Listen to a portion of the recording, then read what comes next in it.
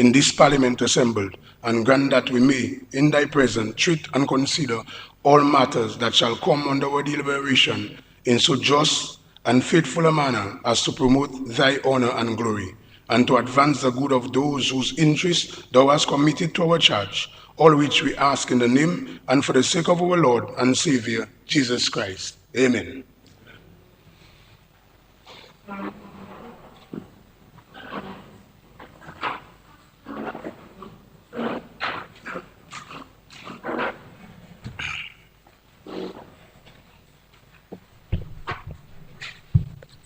Good morning, members. Just short announcements. I received 3 correspondence, one from the Honorable Prime Minister, one from Senator Laurie Victor, and one from Honorable Greta Roberts. The Honorable Prime Minister has requested permission to be absent because he's out of state, and he has asked to extend his apologies to you, Honorable Anthony Charles, for not being present during your response to the Minister of Finance. He specifically asked that I extend that to you. In regards to Honorable Laurie Victor and Honorable Greta Roberts, Senator, the Honorable Laurie Victor is unwell. She's expected to attend this afternoon. And Honorable Greta Roberts will be late today. She'll maybe be later down this morning because she's attending a Regional Cadet Corps ceremony or conference, which she has to give a speech. So, so that's just these short announcements there. As per the motion moved last week, the Minister of Finance spoke for 3 hours. 3 hours. Huh? Oh, 3 hours, 6 minutes. So I was removing your addition, your extras. What, 6 minutes? Okay, nice. Okay, good. And the motion has moved so that the Honorable Anthony Charles could be given the same time to respond to the budget address, and also that the Honorable Prime Minister be given an hour and a half in his deliberation, his intervention, and Honorable Ministers be given 1 hour, and the usual, as per the standing order, 30 minutes to all other members. All other members. So we may proceed.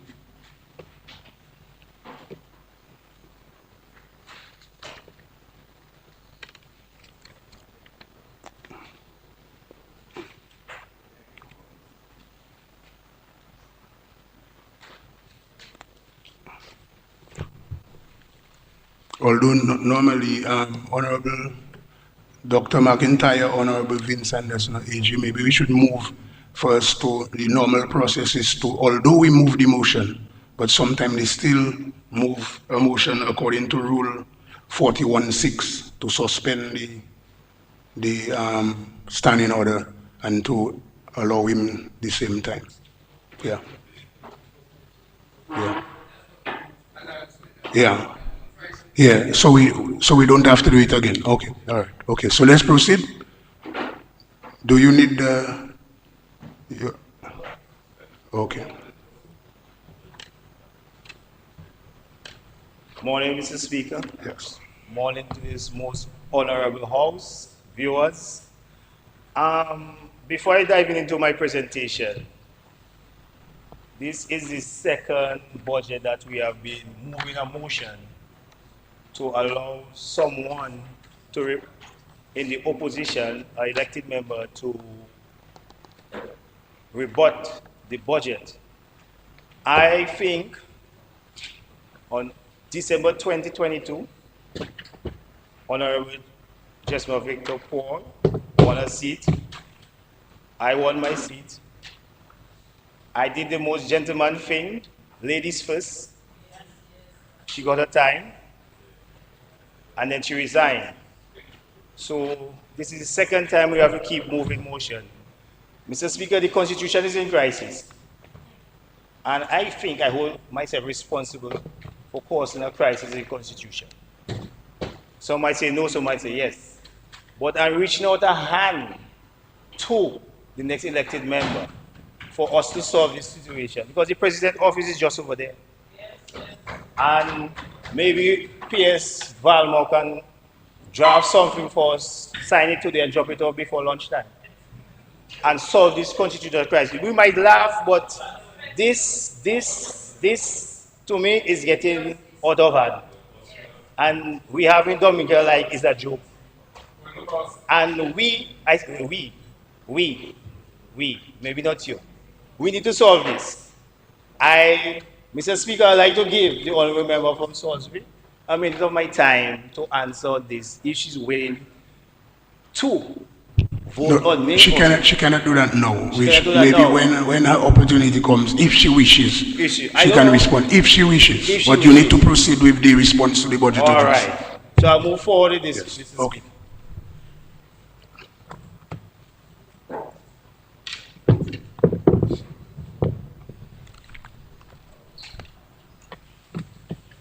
Mr. Speaker, before I actually address the budget, I'd like to send some condolences to the Gary Ed family, especially his sons, Jason and Damien.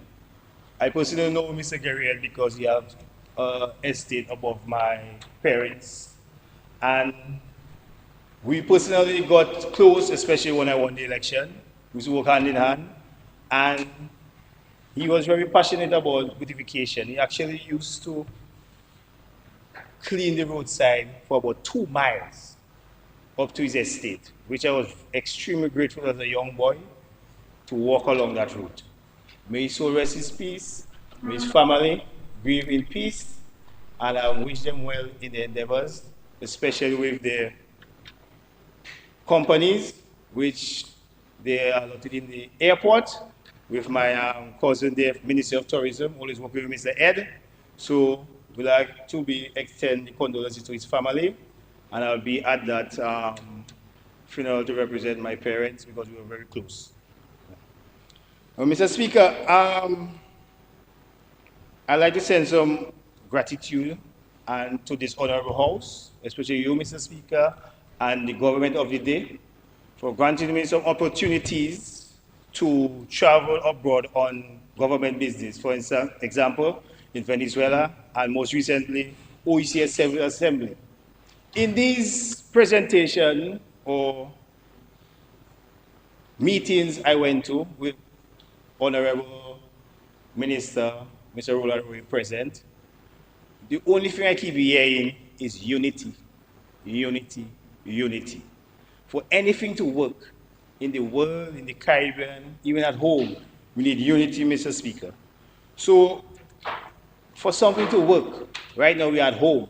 For something to work, Mr. Speaker, we need unity. Nothing but unity. So, Mr. Speaker, the budget today was presented on Friday by the Honorable Minister of Finance for fiscal year 2025-2026. I acknowledge the effort of the government in presenting a budget that aims for balancing resilient development and physical discipline for sustainable growth. We see the investment in resilient infrastructure, healthcare, digital transformation, housing, education, tourism, and agriculture as a step towards economic recovery and improving livelihoods. Mr. Speaker, just as the Honorable Minister of Finance segmented his presentation, I'll also do this. Mr. Speaker, I will dive into the most important aspect in Dominica, agriculture development and food security. Mr. Speaker, the significant investment in restoring and developing agriculture and fisheries, aiming to increase production and expand market share, are crucial for our nation's future. The near completion of the National Abattoir in Layo Park is a commendable step that will greatly enhance local meat production capacity We also recognize the effort in strengthening the fishery sectors through distribution of engines, boat restoration, and construction of fiberglass boats. I commend the significant investment of over 130 million over the past 3 years to restore development of agriculture and fisheries. This includes the distribution of over 10,000 coconut plants to 188 farmers and 1,700 cocoa plants to 85 farmers. I trust that this distribution was done in a fair and equitable manner with no favor in the selection process, ensuring that all deserving farmers had an equal opportunity to benefit.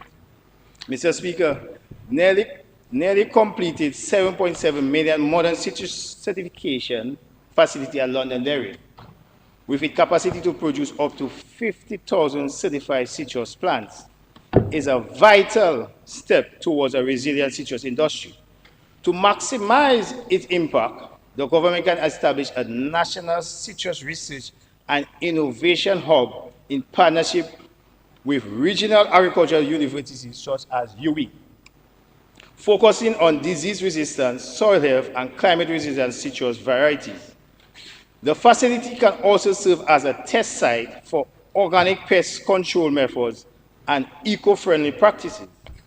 We are seeing how things are happening in America with the American universities, and we can partner with Caribbean homegrown universities and further encourage a partnership so more of our young people will choose them over fighting for student visa.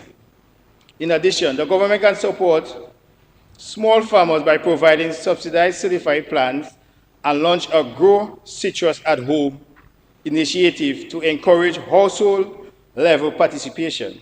Mr. Speaker, do you know who have the largest citrus plantation in Dominica?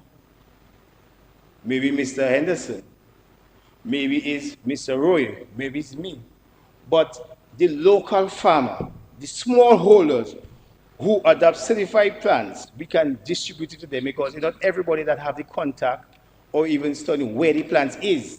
We are fortunate because we know where, and when they say Mr. Vince, they might frighten and say, okay, take all the plants.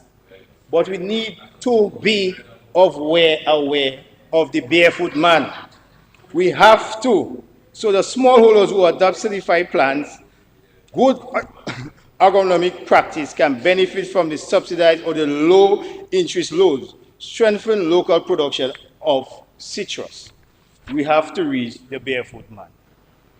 With these strategies enhanced, the initiative could eventually transition into a national citrus juice factory, positioning Dominica to rival established brands like Orchard and Pinehill, and become a regional leader in high-quality certification citrus production. Mr. Speaker, Dexia buying passion fruit pulp to sell, and after the merchants is to have to buy it back, the process, and buy it back for us. Dexia need to play a pivotal role in agro-processing. So instead of buying just to sell the raw material, you can process it. Dexia already have the facility, the know-how. So we need to buy into that. So Dexia can do a pivotal role because they're already in the buying process. Because we need to take out the stigma that the farmers have on Dexia. Already my Prime Minister allotted a few years ago that he don't go and get Dexia, no more money. But we need to take out the stigma, because Dexia have been delaying payments back in the past years. So the farmers, I know the farmers don't really trust the Dexia process.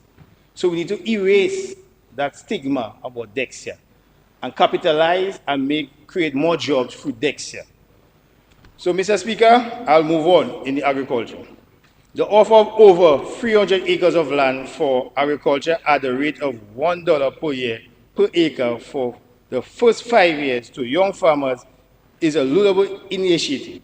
However, to ensure its long-term success and sustainability, the government should consider the following recommendation. What will the selection criteria for accessing this land? The government should establish transparent guidelines that prioritize genuinely interested young farmers with viable business plan, especially those focused on food security, agro-processes, and climate-smart practices. Especially, we should prioritize even farmers groups so they can lease the land together and produce together. Introduce tax breaks, grants, and low interest loans for young farmers who transition from primary agriculture into farm to processing initiatives, such as bottling, drying, packaging, and local produce. Develop and support local farmers, markets, and cooperative outlets across the island where youth farmers can sell directly to consumers. These spaces should be promoted as hubs for fresh local produce, extending the spaces we have for markets that have already been saturated and crowded. 4, invest in a strong public awareness campaign that encourages schools, supermarkets, hotels, and households to buy Dominica-grown produce first. Introduce local procurement targets in government institutions such as hospital and school feeding programs. Even hotels a deduction or rebate on VAT charges when they source locally at a minimum threshold, like say, example, 40%, 50% of their total food procurement from local farms. By pairing land access with meaningful initiative, structured support, and strategic market, the government can turn this bold gesture into a catalyst for youth employment, food sovereignty, and national pride. Mr. Speaker, I also support the proposed rebate program for the selection agricultural commodities such as poultry, productive agriculture, citrus, cocoa, and coffee, and the upcoming crop insurance scheme for vulnerable crops like banana and plantain. These are crucial for boosting output and ensuring food security. And I will also commend the cannabis movement. And this is an industry that started a few years ago, and it has materialized into something big in Dominica. And at the symposium, I realized that, and I know this cannabis industry is a big man thing, but as the Ministry of Finance said, the pushers, example, the House of Nyabingi was one of the most vibrant persons pushing this industry. So as he said, he's going to extend courtesy to them, which I think that including maybe you give them a license free, maybe tax them after, because I know the fees for license for cannabis is very high. And the House of Nyabingi mightn't get the fund or to be able to foot it. So I commend them, the government, for extending the courtesy to House of Nyabingi. May they continue pushing this industry. However, Mr. Speaker, there is a solution for improvement. The rebating insurance scheme needs to widespread public awareness campaign and streamline easily accessible application process. Furthermore, we must implement a comprehensive farm-to-table strategy that actively links local produce with hotels, restaurants, and schools, guaranteeing a market and significantly reduce the resilience of food import that bill is too high. We can produce most of those things we are importing. We need to cut down that bill and make sure we have our food security in check, because the world is moving into a direction that the third world country will be affected as now, not later. Even now we are being affected. So we need to move as fast as we can on securing our food security. Mr. Speaker, I see on my paper the Captain Bruce, but basically infrastructure development like roads, Captain Bruce. I commend the relentless pursuit of road works.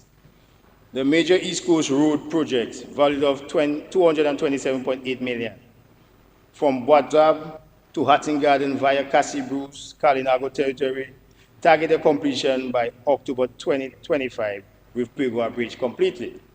We've undoubtedly improved access and boosting tourism. Drainage upgrades in St. Joseph and Salisbury also contribute to a more resilient road network.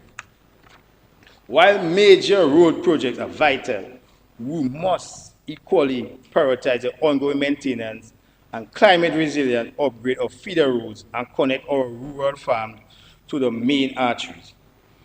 Mr. Speaker, Captain Bruce, while we commend the significant investment in national infrastructure, particularly road mentioned before, we must confront a recurring issue: the inconsistency in quality, oversight, longevity, and even completion of our roads. Mr. Speaker, is a very sad road adjacent to the airport. Banana austerity measures, BAM, started that project before Maria. Mr. Speaker, I don't know what took place. No one gave no report to the farmers, the residents. After Maria, I don't know if the money was blown away. No, the road was cut down in size. It was incompleted. Nobody said, tell nobody nothing. The government maybe know, I don't know if Maria blew away the money. We don't know. So we keep guessing. So up till the date like today, it's not completed. No answer. Okay. Now, last budget, the Honourable Minister mentioned Captain Bruce. This year is mentioned again. I know, I personally witnessed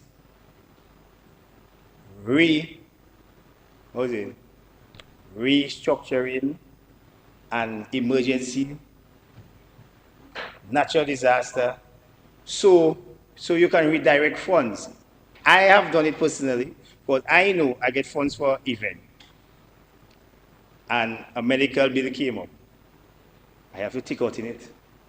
And next one, I have to take out in it, but it's a CO, so I take in health cares.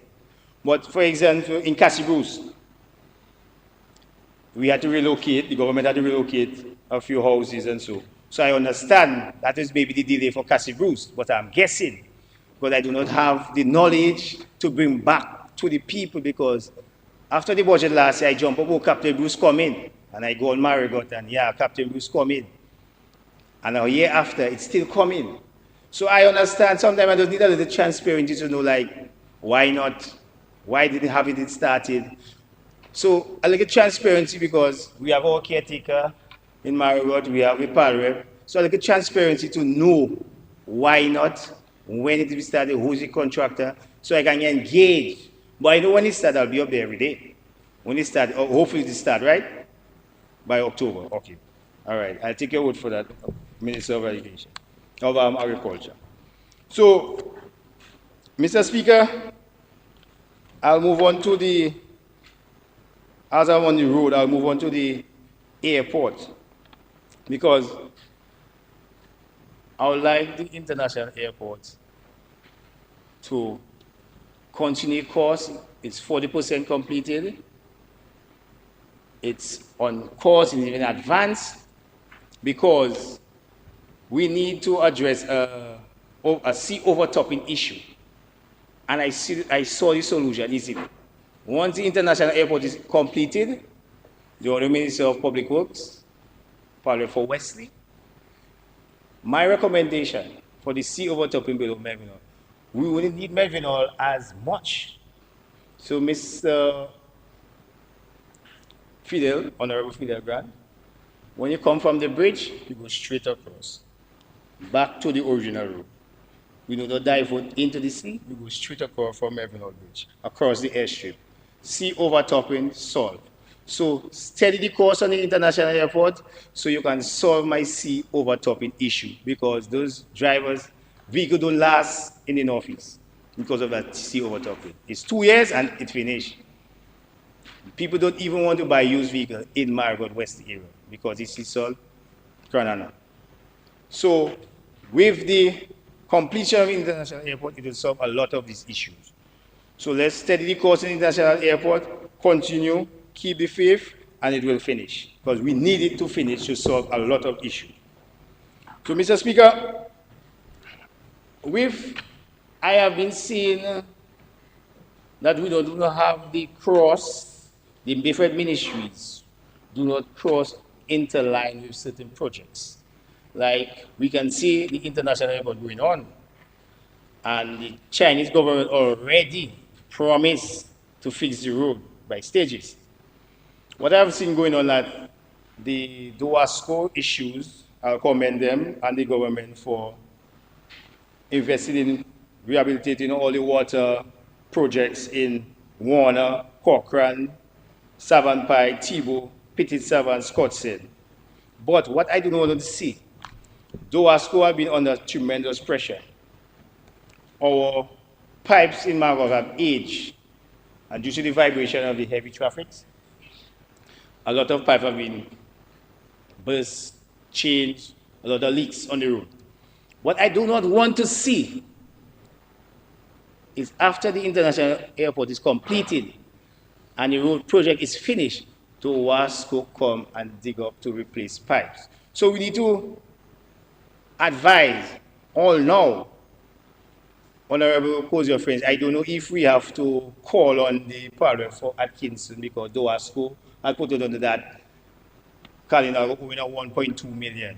So you can give it to Wasco to buy those pipes to fix the leaks before the road is fixed, because we don't want to see the Chinese spend how much money on the road after the initial bid, after Wasco come and dig it up to replace those pipes. Because those pipes were there since I was in primary school, or even before, 90s, 80s. So we need to change all this. So now we need the different ministries to coincide with one another.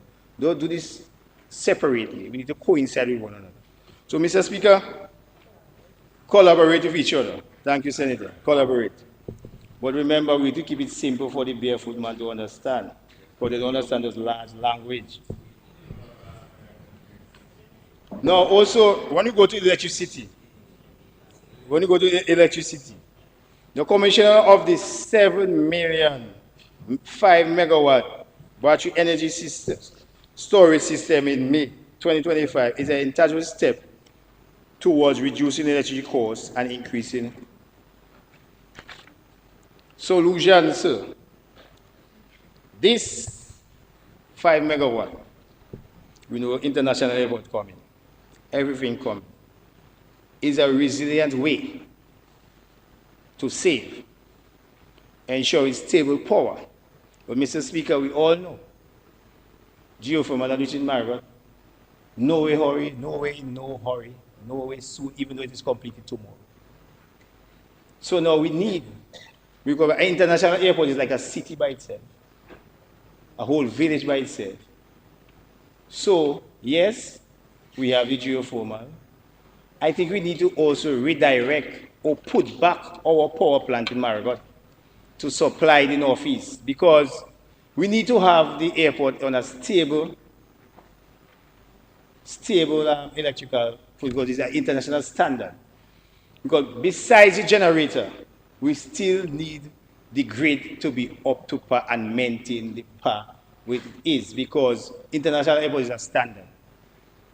So maybe the Minister of Energy will explain how he can establish that, maybe before putting the plant back in Marigot or something. Maybe he can explain. But when it's time, he'll explain that for me. But I have to ask questions because I know geothermal is not going to reach Marigot by the time the completion of international airport. Maybe it'll have less load on the grid. But international airport is not 5 houses. It's a village. So we have to be proactive and move in advance to fix this. So, Mr. Speaker, as we are on the international airport, I'll dive into tourism. My dear cousin is in charge of. Mr. Speaker, Keep Dominica Clean and Green campaign is a positive step towards enhancing our island's appeal. The investment in small tourism accommodation will help integrate more Dominicans into this vibrant industry. However, Mr. Speaker, we must expand the Clean and Green campaign to include stricter enforcement against littering and illegal dumping, compared with significantly improved national waste collection and management system. Beyond the Airbnbs, develop a robust national branding strategy that precisely target and promotes Dominica as a premier ecotourism and adventure destination, attracting a higher spending niche market. Beyond the bed and breakfast accommodation, there's a critical need to develop a proper national branding strategy that positions Dominica as a premier ecotourism and adventure destination, targeting high-value niche market with serious reviews of quality standard and existing BMA establishment. Only those that meet and maintain acceptable hospitality standards should be granted or allowed to remain with licensing. We have to keep the standard up to par. So the reviews, because we're branding Dominica, our country. So we have to also have some stop checks. Just show up at the Airbnb, make sure everything is okay, unannounced. Because we need to get it right. But if we don't get it right as a country, we'll fail as a country. So, Mr. Speaker, we need to have unity. Visitors' experience is a chain, and any weak link can impact national perception. Therefore, the quality assurance must extend to associated services, including the car rentals company that guests rely on to reach their accommodation. Are these vehicles safe, reliable, and professionally managed? Are the communities where the B&Bs are located clean and secure? A comprehensive ecotourism strategy must therefore include not just marketing, but service standardization, community readiness, and regulatory enforcement, ensuring a consistently excellent experience for every visitor. Invest in more comprehensive certified training program for local tour guides, hospitality staff, and service providers to consistently enhance the visitor experience and ensure sustainability. Mr. Speaker, as before we move along, if I give my cousin a little break, I'd like to comment on some, for the past few months, I realized last year I said that we were lacking a little staff in the airport. I see they had a symposium with some jobs, or they had a symposium, a fair, people get work, and also, thanks to that's a great initiative, but we were understaffed, and we are moving into an international standard world, so we have to staff the airport. Also, we had the acting manager for a few years. He was appointed. That's a good thing. The senior staff will hold his hand and guide him. They'll guide him. So that's a good move.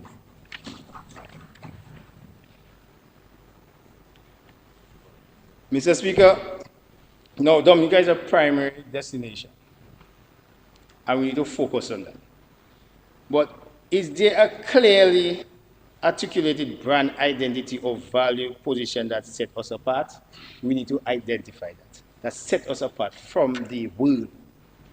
An increasingly competitive global market with destinations like Fiji and islands in Philippines also boost ecotourism credentials, lush rainforests, pristine coastline, vibrant culture. What will make a traveler choose Dominica over these places? These are fundamental questions as we shape our national strategy.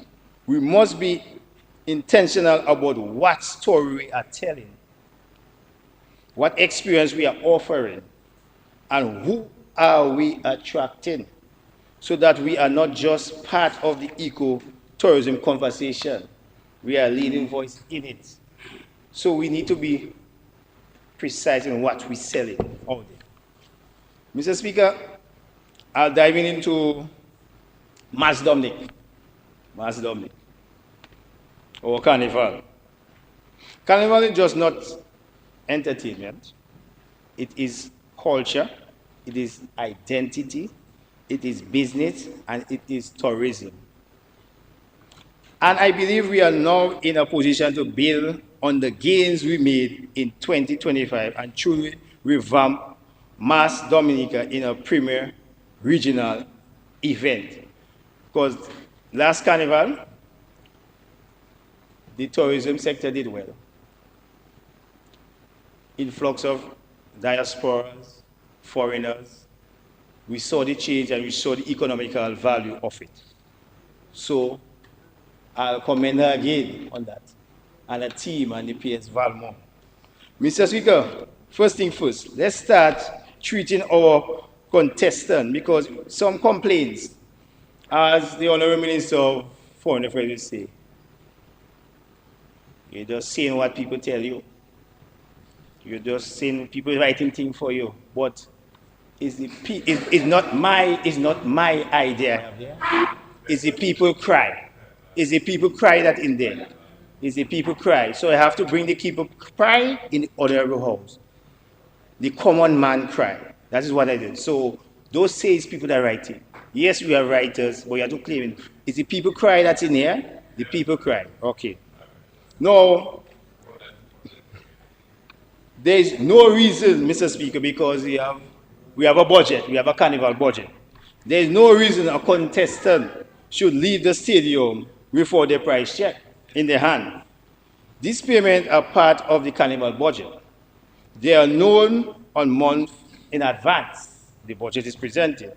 Let's remove that drama and delay. If we are serious about elevating our culture, we must respect the people who create it. Now, on to growth. Dominica is known for its daybreak culture. Everybody's daybreak. It's Juve. We party harder in the early morning, events that bring thousands of people out before sunrise to dance, mingle, and celebrate. We need to embrace that energy and formalize it, because it's already proven to be a huge attraction for both locals and visitors. They're enjoying it. Let's work with event promoters, provide basic infrastructure support, and ensure safety and cleanliness so it becomes a permanent and well-run fix on the carnival calendar. We need to buy into this, because the Juve thing is the thing right now. But let's not stop here. For example, Antigua has shown us something smart. Their t-shirt ban is on the Saturday, the weekend before Carnival. So not everybody wanted to be in the masquerade, the costume ban. So you have a t-shirt ban. But everybody had to run home to come back. Let's extend the Carnival week. I mean, we copy from our sister island, we can copy from them an event. Let's give the t-shirt ban on Saturday, complete with the live bands, DJs, and full of parade roads. It would give local designers, vendors, and food booths another day to earn, create early tourism arrival and longer hotel stays, offer more inclusive option for those who are not in the full costume bands. So they like the t-shirt band, nobody have to rush, nobody have to cut off the time and send them home to come back. You in your t-shirt band, you have your whole day, you in your costume, you have your whole day. So you extend it. So when you're in your cousin in Antigua, they'll come down earlier for it, and they'll stay longer, because they want to partake in the costume also. Just an idea. Just an idea. Mr. Speaker, it's simple. Give people more value, and they will come. They will spend, and they will promote Dominica far and wide. Let's also improve how we market mass Dominica. There's no reason our Queen show, Calypso show, and Juve shouldn't be streamed live, professionally produced, and pushed online to the diaspora. That's how we grow revenue, not just through arrivals, but through content and cultural export. Mr. Speaker, Mass Dominic is ready for the next level. Let's plan early, pay on time, build on new trends, and package our culture with pride. The talent is here, the passion is here, the world is ready. We just have to organize ourselves to step boldly into the spotlight. Bouillon has taken over the world. It's a true story, according to the Bouillon singer. True story. It has taken over the world. So let's buy into that, capitalize on that. Okay, Minister of Tourism. Mr. Speaker, public service and employment.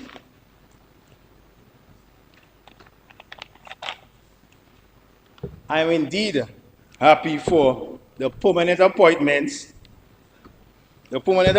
of 85 teachers, 85 non-established officers in critical public service positions, the finalization of collective bargaining agreement with the Police Welfare Association, including an 8% salary increase for the 2024-2027, risk allowance, and increased traveling allowance, is a welcome development. The housing program for public and public officers with an initial allocation of 10 million is a commendable effort to make homeowners more accessible. Housing program, while beneficial, the applicant process must be streamlined and made more transparent. For broader job creation, a national skill gap analysis should be conducted regularly to tailor vocational training programs directly to meet industry demands, reducing skill mismatch and ensure long-term employment.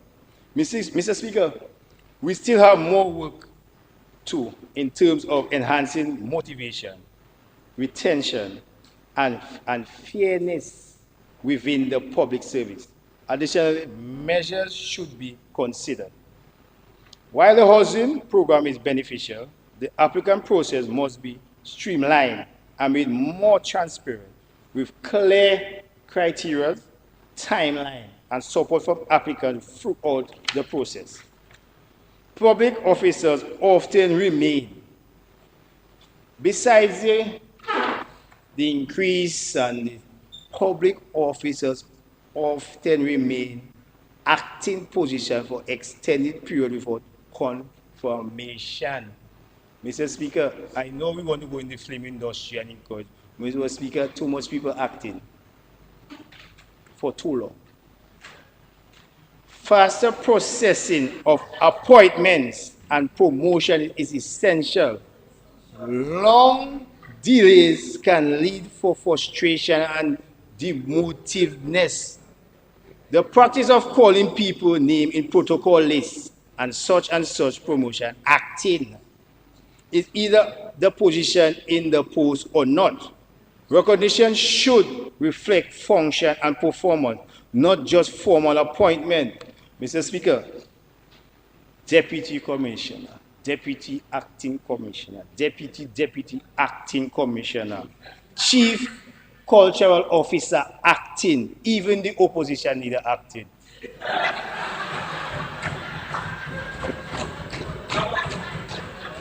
Mr. Speaker,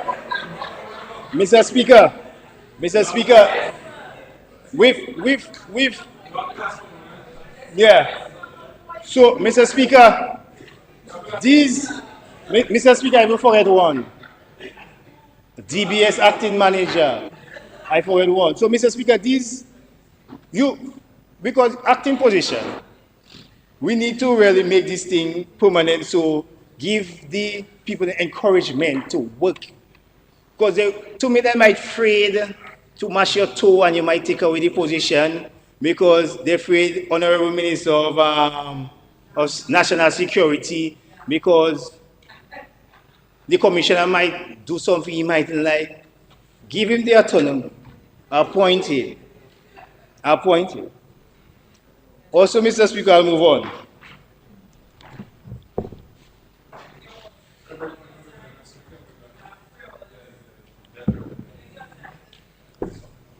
Mr. Speaker, many retirees and contract officers experience unacceptable delays in gratuity, terminal benefit payment. This often results in elderly or retired individuals having to make repeated trips or wait in uncertainty, sometimes for months, for years. The government must prioritize timely processing of these payments. with a transparent tracking system at the Treasury and the Ministry of Employment and clear service timelines to preserve dignity and financial stability for our retirees. Mr. Speaker, after you work for 50 years in the government service, they tell you have to wait. I'll check you in 6 months. Mr. Speaker, sometimes you want a lump sum, sometimes people argue for a monthly payment. But Mr. Speaker, when I work for 50 years, I want all my money. And sometimes it's not available. That alone can stress you in your old age. We need to, because after they give their life and their service to the country, to their country, we need to check them heavy, Mr. Speaker. Give them what is due to them on a timely manner and fashion. Simple. Mr. Speaker, because everything technically on an increase, except maybe the salary like 8% now and then. But we need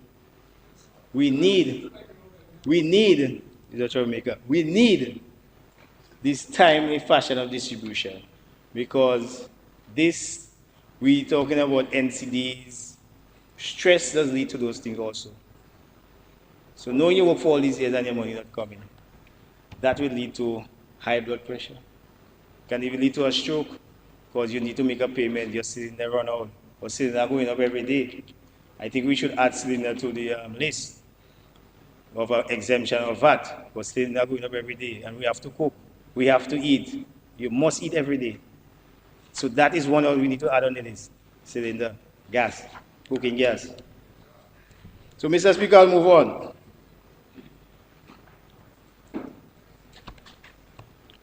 A well-supported public service is the backbone of a national development. These measures will not only improve morale and motivate, but also create a more professional, accountability, and citizen-responsive public sector. Mr. Speaker, while I endorse these positive strides of this government, it is my duty as the opposition to offer even more constructive solutions and highlight areas where our collective efforts can yield greater benefits for all Dominicans, not for some, for all. It's one Dominican. I always say this is a unity. Yes, I can come here, CAPSEC do good, CAPSEC this, CAPSEC that. Minister of Finance this, Minister this. FS, not approving Capital Bush Road. But I can go on maths, I can go on my platform, I can go there too. But it still won't solve it. I'll message her instead. I'll message the Finance Minister. I'll message Mr. Roland Ray. What's up with that? And then I can bring it back to my community. Because we grew up in a Christian community. We often have too much hate. I don't have no hate here. You see here? I don't have no hate here. Stand against me. All love. That's our problem. That's the business. No hate here. I don't know. But we need more love. For this thing to work, we need more love. We need more love. Simple. In not everything, when you're in a domino game and you're playing, when you're outside, you see it. But when you're inside, you cannot see. Because the pressure on you. And I know the pressure on the FS. The pressure on her. Because she have to dance that. She have to shift that, relocate funds, divert funds. So the pressure on her. So I know Captain Bush might fall short. I don't know. But I'm advocating for it. So I'll tell her, when I know this happened, but when? When is Captain Bush coming? She'll give me, maybe she'll give me a 649, I don't know, but I can go back, I can go back with it. I can say, well, FS said this. So now that is the kind of a camaraderie I want. Minister of, I want me and you to work together. So next year when you take in the batch of recruits, I have 2 names for you again. So you'll take one this time, okay? Yeah, take one this time. Take one this time. Yeah. So Mr. Speaker, for example, while I commend the Ministry of Culture, Youth, Sports, and Community Development has received an allocation of 12.2 million, a lot of money. We're hoping that a majority of these will go to Ministry of Youth and that youth engagement is actively taking place through programs like the National Agriculture Education Program, like the National Mr. Naya. Some of these funds, because I realize I have a cabinet reshuffle coming to on this year. But the cabinet reshuffle is not individuals, it's the reshuffle of the paragraph of the ministries. Because I need some of them not coincide with each other. Although take it, I'll give it tenfold because certain industries like the youth and the agriculture, and it need to intertwine so it can work. So the shuffle is not individuals, is the paragraph, the heading of the ministries. The heading of the ministry. But you'll get that later though. You get that later though. So, Mr. Speaker, it is important to recognize that youth development is a cross-cutting priority. Even if this amount appears to be a significant investment, the reality is that many youth-focused initiatives are being implemented under other ministries and departments. As such, we need more coordination and strategic approach. I propose that each ministry be required to allocate a youth-specific budget. We need the youths. It's our future. A dedicated line item within their own programs to fund target youth activities aligned with their sectors mandated, but done in a collaborative with Ministry of Youth. So all who have youthful initiative, you have to coincide with the Ministry of Youth. So this can be intertwined, the ideas can work together. So, Mr. Speaker, with this, for example, the Ministry of Agriculture is currently delivering an excellent work through NEAP, the national thing, and NAYA, which is directly benefiting young people. However, if their budget includes a clearly defined youth allocation planned in tandem with the Ministry of Youth, it would also, for greater accountability, align and impact, avoiding duplication of efforts and ensuring effective use of resources. So the same thing Honorable Royal might trying to do. Same thing Honorable Greta Rebus might be doing too. She did it last week and you come and do it too. So you can save, do it together and collaborate so they further be more effective to reach the youth. We need our youth. This kind of inter-ministerial coordination will ensure that every youth initiative, whether in agriculture, tourism, health, ICT, or education, contribute to a unified national youth development agenda, maximizing the use of resources while reinforcing the Ministry of Youth as a central coordinating body. Also, a next proposal,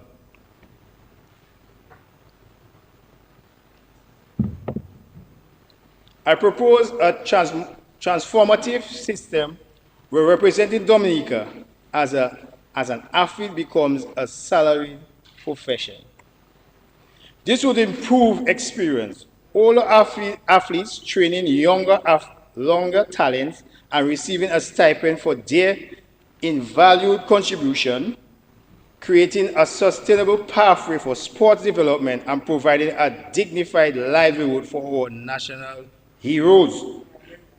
An athlete like Pia Lafont or Miss Hamilton should have to win a medal and hustle to survive. An Olympic medal is a great achievement for Dominica. Their job should be to train, represent Dominica, and mentor upcoming athletes. In doing so, they continue to put Dominica on the map, and they should be fairly compensated for this. As we speak, we have the inter-school games going on. The first set was the track and field. We can see a lot of gold medals went to Dominica. A lot of gold medals went to Dominica. And they are good part, they win the first netball game. So one of the medals that went to track and field was triple jump, which is fair field. That young lady got, and is a female, she got a silver medal, right? Honorable Oscar. She got a silver medalist. So I don't have to tell Honorable, well, he's specifically in sports, what to do. He should have already called Fia. When that young lady returned, Fia should be calling her to give her steps and guidelines because she have the know-how. She been there, she done it on the international and the largest scale. So Fia should be calling Miss Thomas Kadisha. You write that down? Okay. Mr. Speaker, when it comes to annual subvention to sporting and cultural organizations, I call for the implementation of clear public and performance-based criteria to determine eligibility. These funds must reward organizations that demonstrate meaningful youth engagement, inclusivity, transparency, and positive development outcomes. Additionally, service clubs and youth-focused organizations such as JCI, Leo clubs, church youth groups, and other civic entities must be recognized as part of the youth empowerment ecosystem and be eligible for subvention, especially those carry out leadership development, volunteerism, and community projects. Mr. Speaker,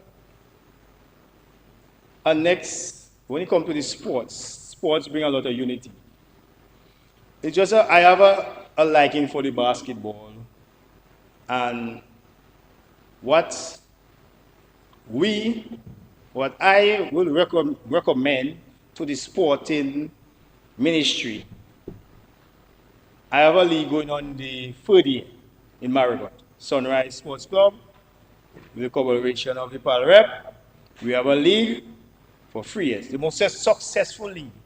DABA don't have money like that. They don't have rings like that. They don't have trophy big like that. And you see, as you win, you get your money and that is it. No delays. So what I would like, because we have sports like it's seasonal. That is why when the meet comes up, you have to go and train for 3 weeks. They're not fit. So I have a little proposal I tried to make the Minister of Sport buy into it. It's not only for basketball, but I just use basketball as an example. We want to talk about something that could bring real energy and pride to our young people and community right across Dominica. And that's basketball. But not just the game. I'm talking about building a proper island-wide basketball league. Partnering after NBA style and ground in the 21 constituency in Dominica. We already know the talent is there. Mr. Speaker, you go Soufriere, Mao, Portsmouth, Lapin, you can see the same thing. Young men and women shooting hoops every afternoon and night. They need a structure. All they need is structure. They need is opportunity. What they need is support. Support by the ministry, even by well-wishers, sponsors. All they need is the support. So here's the idea. We can create a national basketball league in partnership with DABA. DABA is already established. Because people like, let's say, constituencies like Marigot might be affected because they have to commute to Rose because all the games are being held in Massa. But what we're going to do, we name all these constituencies apart from the DABA League, so the basketball will be continuing throughout the year. So when the leagues come up, when the Creole Basketball Festival come up in Guadeloupe, St. Lucia, they're already trained, they're already fit. So they don't have to train for 2 weeks and rush. It's a part of them, it's an ongoing process. So Mr. Speaker, it's more than just a game. This is about giving young people a positive outlet, a reason to train, stay disciplined, and dream bigger. Instead of idle time and risky behavior, they are on the court competing and learning teamwork, strategy, and leadership. Let's not limit it to men. We include women teams, junior division 2. Let's give every age a shot at this. What would it cost? That's a basketball example because I love the basketball. Just an example. It involves sports. I'll come to that just now.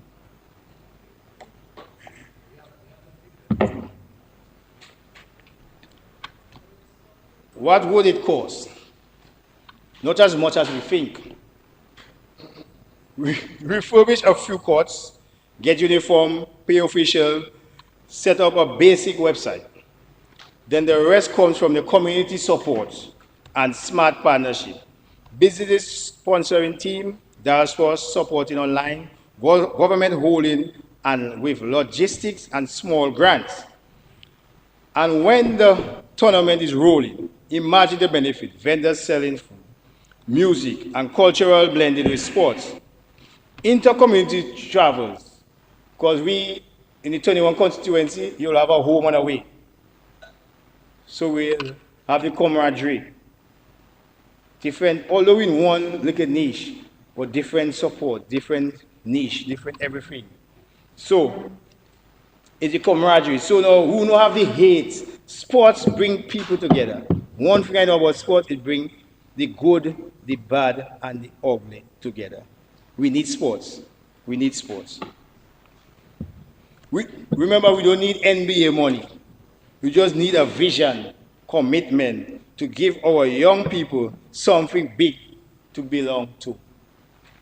And if we do it right, the Domingo Basketball League will become one of the most exciting things that happen to the youth in this country. Already, we have to work with what is already there. GAB is there every year. Neville PA Championship is on its third year. You work with what are already there. So the people are already buying into that. If you ask the Honorable Minister, probably for Maho always full. It's always full. Sometimes it have netball, basketball, and the teams from Marigot, sometimes I don't have no money, no? FS don't give me nothing. I have to, because they want to sponsor a bus. I have to take my little planted money, Mr. Speaker. Yeah, and just agree, yeah, look, yeah. Because I want to support the youth, Because Mr. Speaker, on my retirement, I plan to retire just now. On my retirement, I don't want to know, because it's a discipline. Because if you don't pay the bus, they're going to be idle. No bus, they don't want to forget about the league, and just idle. And idle hands. Devil's workshop, right? Okay, all right. So let's get the ball bouncing. Let's get the tournament going. Let's buy into this. We all agree, young people need an outlet. Positive one. We always say, give the youth something to do. And I believe one of the best things we can give them right now is a real league. No matter what it is. A league. Something that don't pause. Something that continue going on. So when they see like they win a trophy, they get a cash prize. And the motivation to continue doing something positive. And sport is the way. A lot of talents are out there. Sport is the way. I already suggested that we pattern with the basketball league, 21 constituency. But Mr. Speaker, this is truly succeed at last. We need to invest in proper facilities. Mr. Speaker, we already have Massa Court, which is vibrant, well used, and we can serve as a central venue for finals, playoffs, All-Star weekends, but that's just one court. One court. So all I'm calling for us to build some more indoor courts, basketball courts, not just in Roseau, but where it is really matters in our community. Let's start, Marigot. An area with raw talent, but no shelter when it rains. Grand Bay, a culture and supporting powerful powerhouse that deserve a court worthy of its spirit. It's a strong spirited community. You have Point Michel, small but passionate, with young people who are hungry for opportunities. You have Portsmouth, Honorable Pina when I'm shepherd. Our second tongue, are long overdue for a proper indoor sporting facility. It's our second tongue. I don't know if you want to read Marigot. You handing it over? Marigot, the second tongue? Well, we got what it takes, you know. Pharmacy, hospital, bank, supermarkets, fisheries complex, airport. You can go further in West, but it's still airport. And we have this strong spirit. But anyway, she says she's keeping the second tongue in Portsmouth. She won't hand it over. So, Mr. Speaker, an indoor court is more than just a roof over a hoop. It's a safe space. It's a place for structured leagues, youth camps, girls program, night leagues, and even concrete or hurricane shelter if needed. It brings life to a village. It makes young people feel like they matters.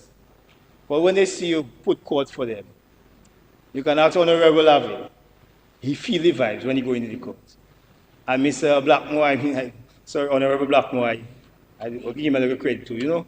I don't forget you. It's you that's one of the, you know?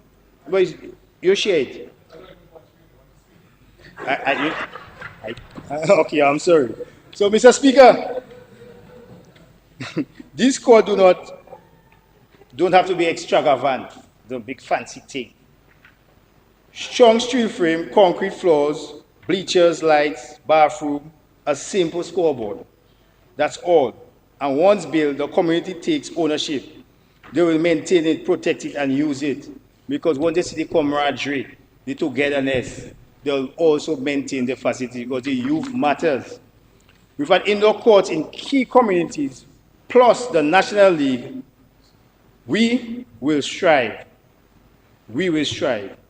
A movement that gives our youth direction, hope, and pride. And in return, we boost local businesses and create jobs and encourage tourism. Let's stop talking about youth development like it's a theory. It's on paper. It's not on paper, Mr. Speaker. Let's build a thing that supports it. Let's give them indoor courts. Let's tip off Dominica League. Let's start the basketball league. Wrong the constituency, or the football, or the basketball, or the netball, or the cricket. Let's engage you from Point Michel. Honorable Charles Pemberton will send up the bus to Marigot, and then I'll send up my own. It's work together. Mr. Speaker, it's not just a game. It's a game changer. It's a game changer, Mr. Speaker.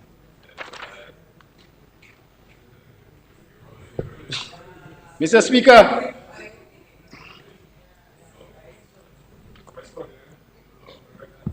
and St. Andrews, I go. We have spoken about basketball and how powerful a tool can be for youth engagement and national unity. But I want to broaden the discussion today because we have so much talent across all sports in Dominica. We owe it to our youth, young people, creating real structure and real opportunities and real pride across the board. Mr. Speaker, in my constituency, we have Alison James. The first time he went to Carifta, he medal. The second time he went to Carifta, he medal. The third time he went to Carifta, he medal. That's raw talent. So we need to nurture that. And with that, let's be honest, we don't lack talent in this country. Whether it's cricket in St. Jude, netball in Mau, volleyball in Wesley, or football in Point Michel, our young people are playing, training, and dreaming. But they are lacking, but what they are lacking is a national structure. They are lacking consistent competition. Is the league's consistent competition, real investment, and clear path to advance. Clear path to advance. So I'm proposing that we replicate the same constituency basketball program so they can have a continue throughout the year. So, Mr. Speaker, you have netball, cricket. You're going to have that throughout the constituency, not basketball alone. So we need to do that. So they will feel motivated. They'll feel encouraged. So now we can even rank the players nationally. So the selection process for all these sports is simple because they're already ranked. They say you. Next week we go in Wesley. We go in St. Lucia because they're already trained. They're playing year round. They bring them together. They're already fit, and you make them work as a team. It's simple because once the structure is here, the leagues are in place. They will continue. So we need to buy into the football program. After this season finishes, you need off-season leagues. So you can buy into that same program with the 21 constituency, Mr. Speaker. But, Mr. Speaker, we cannot export our small community clubs and association to carry this load alone. Mr. Speaker, in the early stages, the government has taken a lead. We must invest, organize, and drive momentum for the first few years because it might cost a little bit, for all those leagues. But remember, we are investing into our youths because our youth is key. It's going to cost us a few dollars. But we can shift and the FS can relocate a fund because the youth is very important. Because I know the youth is important and she knows the youth is important for the future of Dominica. Well, Mr. Speaker, this meaning elevating and role and capacity of our sports division. Right now, the division does not work great. But with limited staff and budget, its impact is restricted. I'm suggesting we elevate the sport division into a full department. And more importantly, appoint a sport commissioner. He might be acting for now to see if he can work, but appoint a sport commissioner to make sure this thing is run properly. Because we have to take care of our youths because they are going a little off, you have to pull them back on track. So, Mr. Speaker, you have the facilities, youth development program, and partnership. It will work. We also need, because last budget, we also need to revamp and empower the National Sports Council. I heard about the National Sports Council. It working now? I don't know. I have to make sure. Let it be the body that guides sports policy, facility upgrades, and talent identification, and even relates with the private sectors and diaspora. Give them teeth, give them staff, give them resources. Mr. Speaker, we must work hand in hand with also the Dominica Olympic Committee, DOC. They already have the network, technical support, access to international funding, but they can do even more once they are tied into the national plan, backed by the government and driven at community level. For anything to work, we need the community to buy into it. And once they see the transparency and they see and they buy into it, country sweet. Country sweet. Country sweet. Let's start with basketball. Let's start with the ball. Try one. Don't force yourself. Try one. See how it works. But let's not stop there. Let's raise the game for all sports. Mr. Speaker, we take sports seriously, not just for entertainment, but as a pillar of national development. Mr. Speaker, because youth engagement priority should be given to organizations that actively involve youth under 35 in leadership, planning, execution. Youth must not just be a participant, they must be decision makers. Make them part of it. Not because you are the policy maker, we are the policy makers, we just ram it down their throat. Let them buy into it. Make them buy into it. Community impact. Organization must demonstrate measurable, meaningful impact on their communities, especially the most vulnerable. The community have to buy into it for it to work. sustainability and continuity. We need it to continue. We need to sustain it. Start it in Viking, and after next year it finish. We must support a program that go beyond off events and show potential for long-term influence and consistency. Financial transparency. Accountability is key. Subvented organizations should be required to submit financial report, budget, and evidence of responsible fund management. But when we get our sponsorship, we're going to say we get that black and white. So we can have transparency and this thing can work. So when we record things, you can know where we have a shortcoming, where it is good and where it is bad. It needs to be recorded. And align with national priorities. Projects should clearly support our national development agenda, whether in youth development, health, education, culture, or even ecotourism.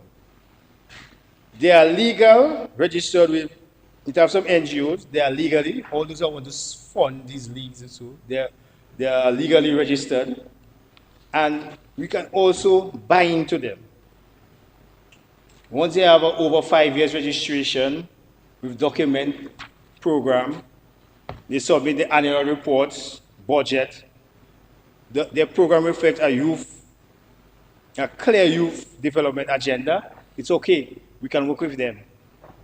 For instance, we have a Good Deeds girls program in the Northeast. PSF education is there? Okay, it's there.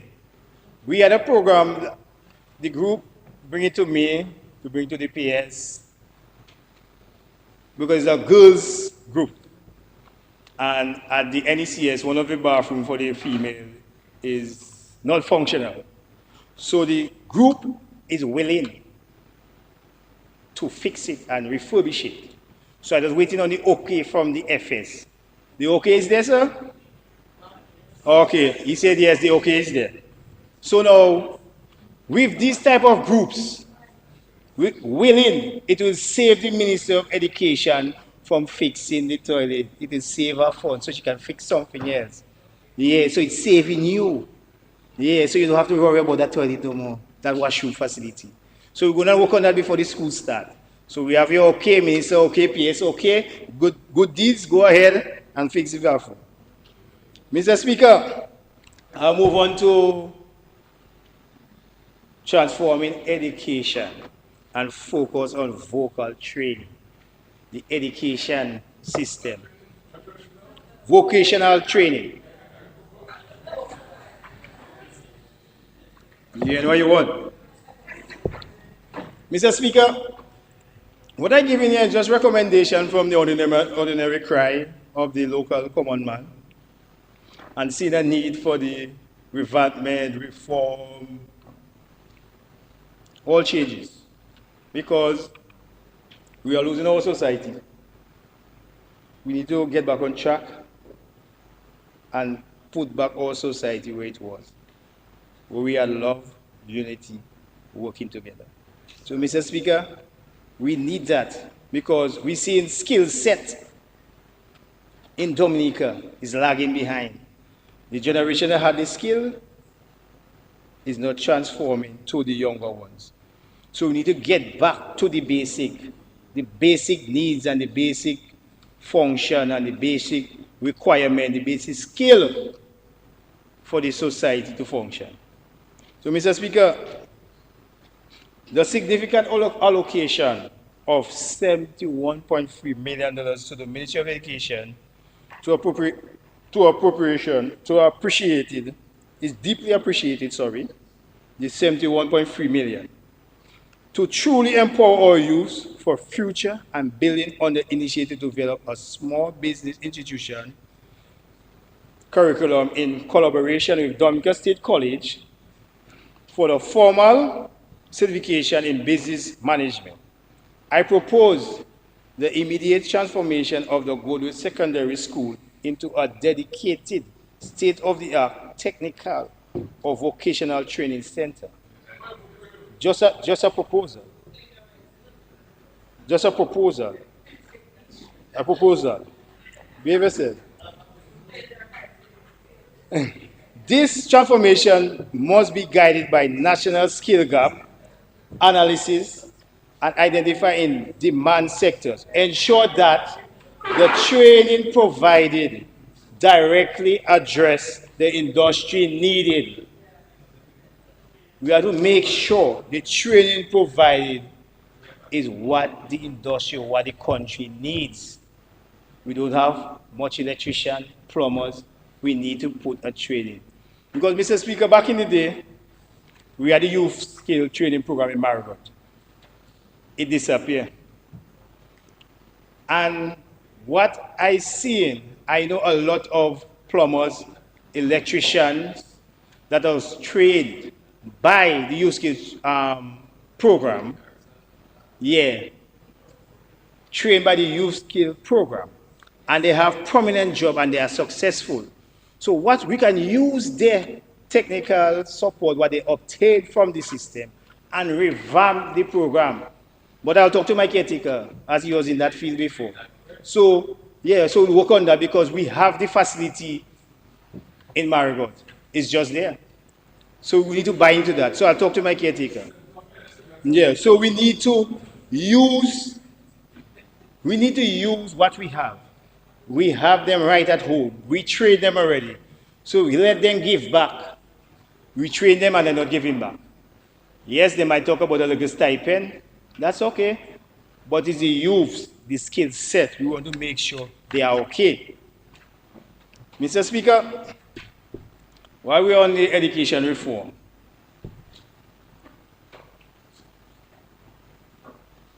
I just want to say up front, I fully support the call for the educational reform. It's long overdue. I believe it gives us a real chance to shake up the system in a way that works better for our young people. Because let's be real, not every child is going to be a doctor or lawyer. And that's okay. What matters is giving every child a chance to discover their strength and to feel like they belong somewhere in the system. Mr. Speaker, one of the first places we can start is with music and art. We have so much talent in this country. Beautiful voices, natural rhythm, young people with real creative energy. Why not channel that? I would love to see every school with our own youthful choir. And for us to come together once a year for a proper national choir festival, that's something our students could really look forward to. And it builds discipline, teamwork, confidence, and school pride. And while we are on the topic of music, Mr. Speaker, I think it's time we bring back a steel band into schools. That instrument is not just music. It is culture. It's ours. Kids love it. It engages, it helps us with focused coordination. Let's make it part of our regular school experience, not just something we bring or during Independence and Carnival. Mr. Speaker, we also need to take a serious look at how we treat our sports in our schools. Let's move to just PE class, physical education. Let's develop the real program for football, cricket, basketball, athletics, and even martial arts. These aren't just hobbies. These aren't just hobbies. Sports teach respect, discipline, confidence, and healthy competition. They keep our young people focused and off the streets. And Mr. Speaker, not every student is cut out for book work. Some kids are gifted with their hands. Even homework. So let's create more space in the system for practical and vocational skills. I'm talking about things like cooking, mechanics, vehicle repair, electrical works, carpentry, plumbing, real life skills, not only build confidence, but open doors to jobs and entrepreneurship. Imagine more young people left school knowing how to fix a car. They leave in school and they know how to fix a car, do basic home wiring, or cook a decent meal. Not just for themselves, but as a trade. That's independence, that's pride, that's dignity. Mr. Speaker, we need to move away from this old way of thinking that only the bright kids or the ones who pass exam. Every child has potential. Every single child has potential. The job or education system is to help bring that out. The system needs to be designed to bring the best out in each and every single student. Whether it's in the science lab, football field, behind a drum, or in workshop, we need to make the system workable and have successful results. Mr. Speaker, so this the reform, I agree for the reform. Because gone are the days, I did not grow up doing physical education as a subject, but the skill set, the discipline, also I never pick up much discipline, but I pick up a little thing. What I picked up was enough. Because Honorable Laville know we play basketball, we play football, play all sport. We will play sport we can even see. But the discipline we pick up just from that sport will carry us through. We remember the little call-out, the little shout we get from the coach to shape up ourselves. Simple as that. We need to start as young. Yeah, that is what something that make you straight and disciplined. Just that little call-out. So we need to start from young. Because certain things I see in young kids escaping with, we see when they come big, it's not cute anymore. It's not cute, but they're already spoiled and they're already gone. They're too big to change. So we need to start as young as we can to correct them before they get out of hand. Get down.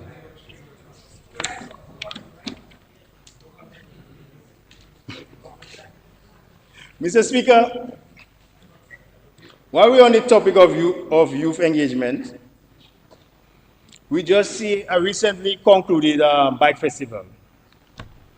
Perfect idea. Kudos to the organizations like, nickname I know, Daga and Young Maxwell. And brilliant idea. I'd like to thank the government for buying into it. But we're missing a little safety, a little time zone, a zone to do the stunts. So we need to fine-tune it. And you see the bikes and them with the Apokovich pipe, those German design pipes, when you right down, right. So sometimes it'll be a little annoying to the senior citizens. So in order for them to buy into it, sometimes we have to give them the time zone and limit them. I know they're excited. Yeah, the time out, man, because people are ready to sleep. And helmets, even though you're a pinion rider,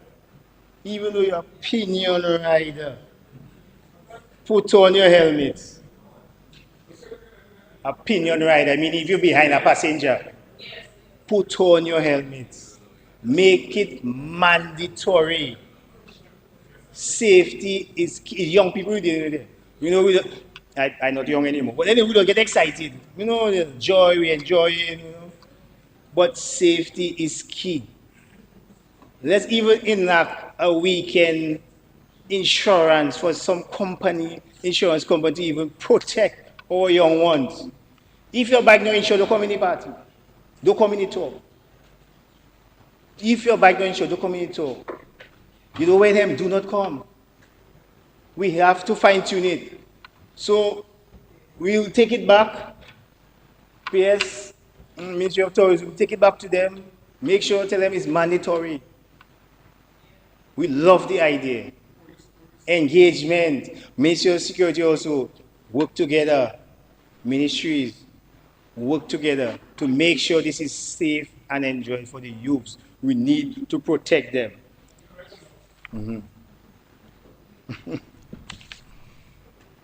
Because, Mr. Speaker, when we make sure this thing mandatory, it will have sustainability and it will have longevity. Because you know you fall off the bike last time, you're not going to go back. So the longevity, the safety, will enjoy it have longevity. So, Mr. Speaker, let's do better. Let's take what's cool and make it common. Bike ride is a nice ride, man. I can do all the good things. It's nice experience. But let's make sure it's safe, especially when we have in the tours and the social activities. Let's just make it safe. Simple. Let's make it mandatory helmets. Simple. I wish them luck for next year. More safety implementation. Mandatory. All right, mandatory. Mr. Speaker, I see nothing about electoral reform. Electoral reform, long overdue process, which was started and approved. Everybody say yes, approved. But it's an ongoing process.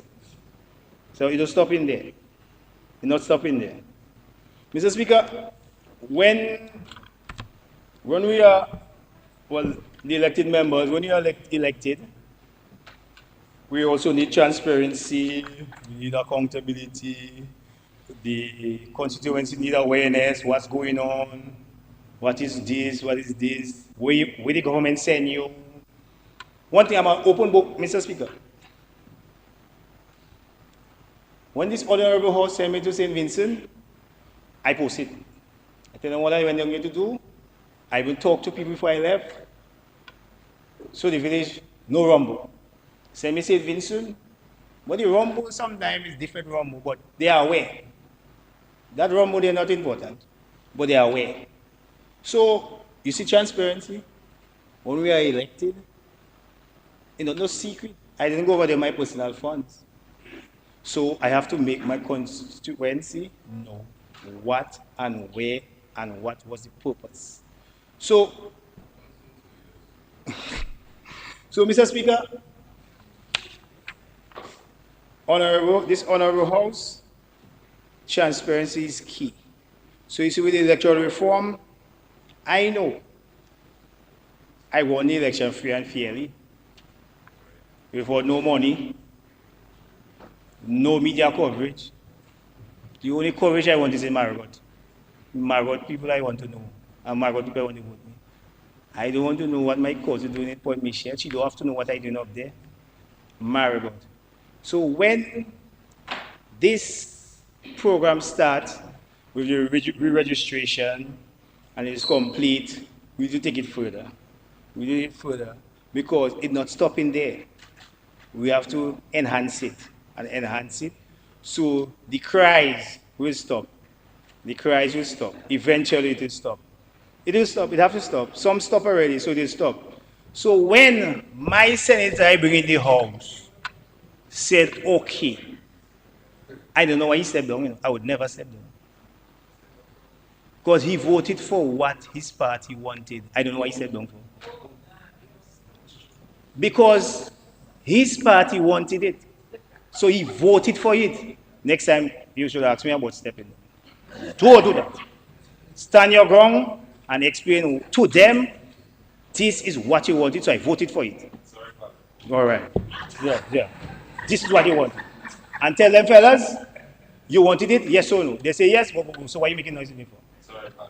But the thing is that, one thing, I'm from Marigot, you're from Marigot. The thing is that, the very first opportunity they get to cast you, I was vexed. They was waiting for that opportunity. Don't give them man, they can have an opportunity to scam on us. No, never do that again. Don't buy into that. Don't buy into that. Stand your ground. You vote for that. That is what they wanted. You don't get all, you don't get all. But you are kind of greedy this. You don't get all, you don't get all. It's starting somewhere. So stand your ground next time, eh?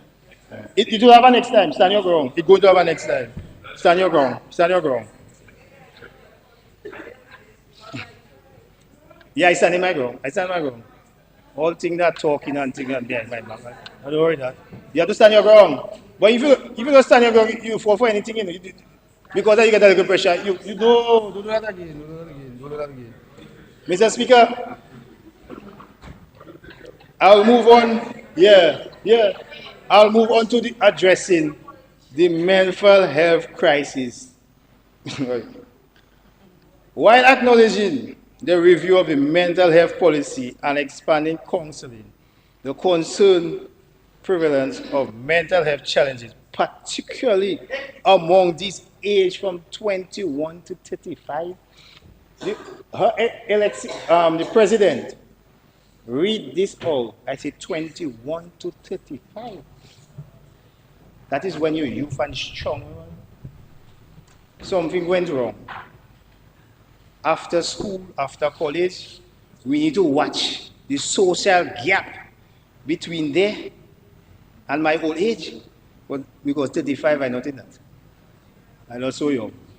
So, where we went wrong, where's the policies between for 21 to 35? Something wrong. I don't know if it's the policy makers, I don't know if it's the parents, but something went wrong. I propose developing a national mental health strategy with specific measurable targets for reducing stigma and introducing access to care for this crucial age group. Crucial. That is a vibrant age group. A very vibrant age group. I remember what I used to do at 21 to 35. Trust me, very vibrant.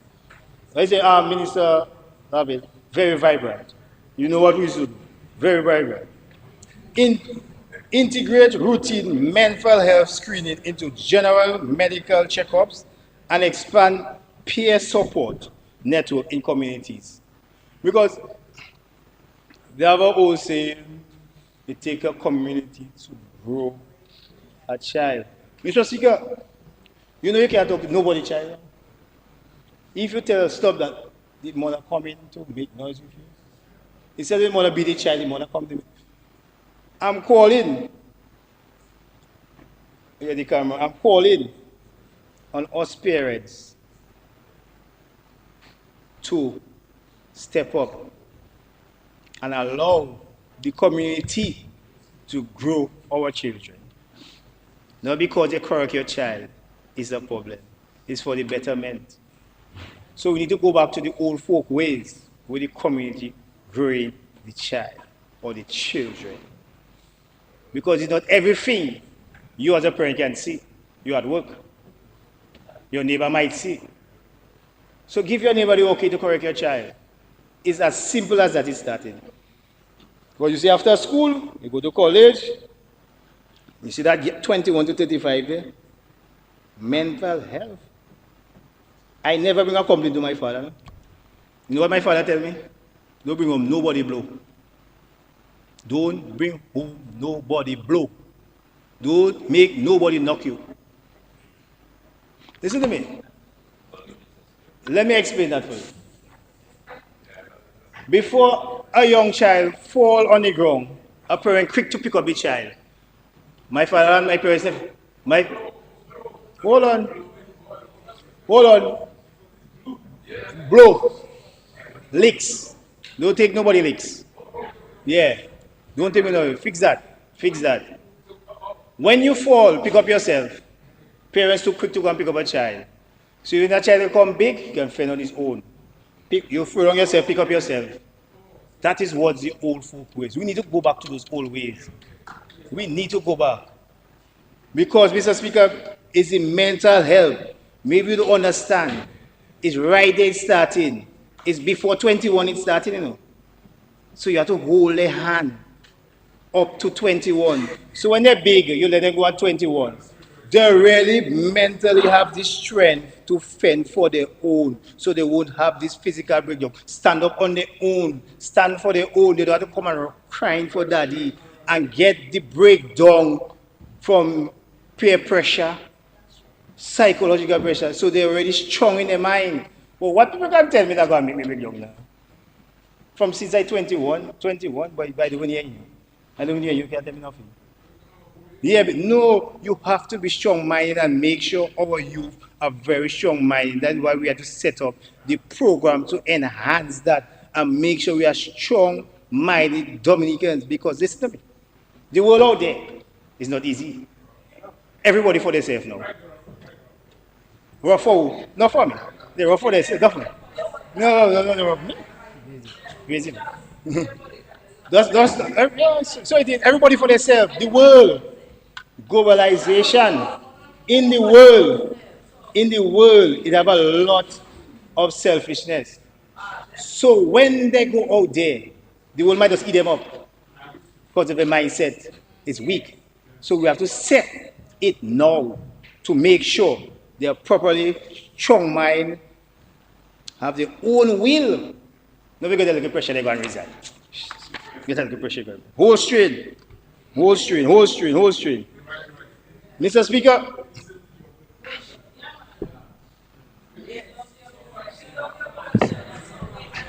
they're disturbing. Yeah, they're disturbing. Yeah.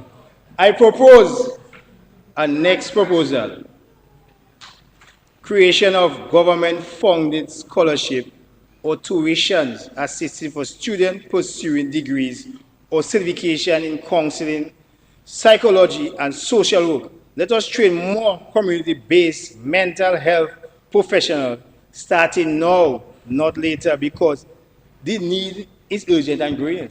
It's not me that give the report. The report was there.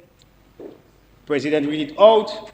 It is a need now. Honorable member, you cannot use the president's speech So, Her Excellency.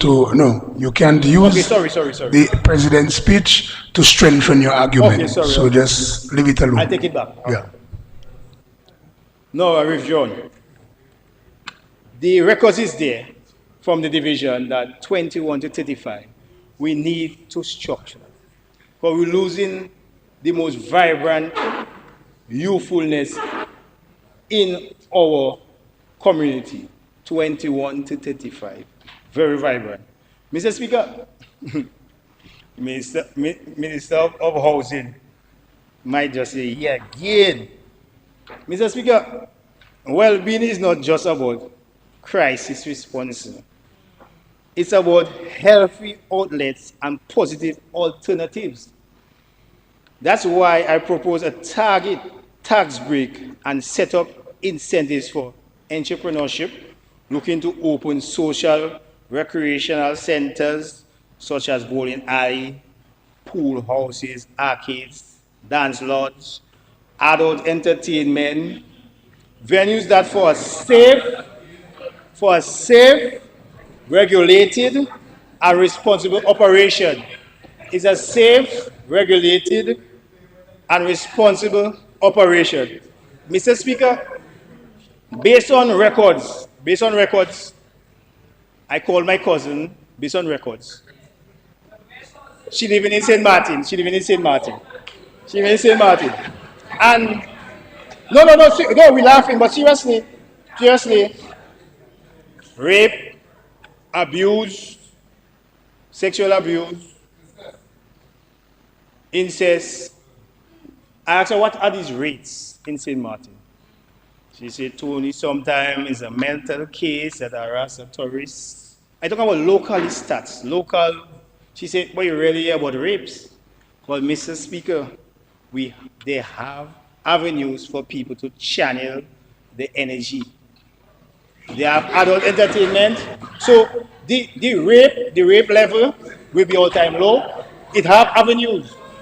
So positively, we think it's a negative thing, but it have ways. St. Martin hardly have rape and sexual abuse in kids and things, because they have ways to go and channel the energy.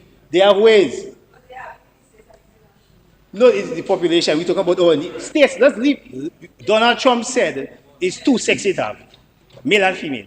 Leave the man with his thing. You see down here, let us fix our business. I don't know about states. Leave that alone. I don't check the Caribbean with our little population. Just an idea, a recommendation. Yeah, and rape. Yes. You have a place to go to channel your energy. Simple. Mr. Speaker, we will not move on, Mr. Speaker. Okay. I didn't call that name. Mr. Speaker, I'll move on to solid waste management. Solid waste management, Mr. Speaker.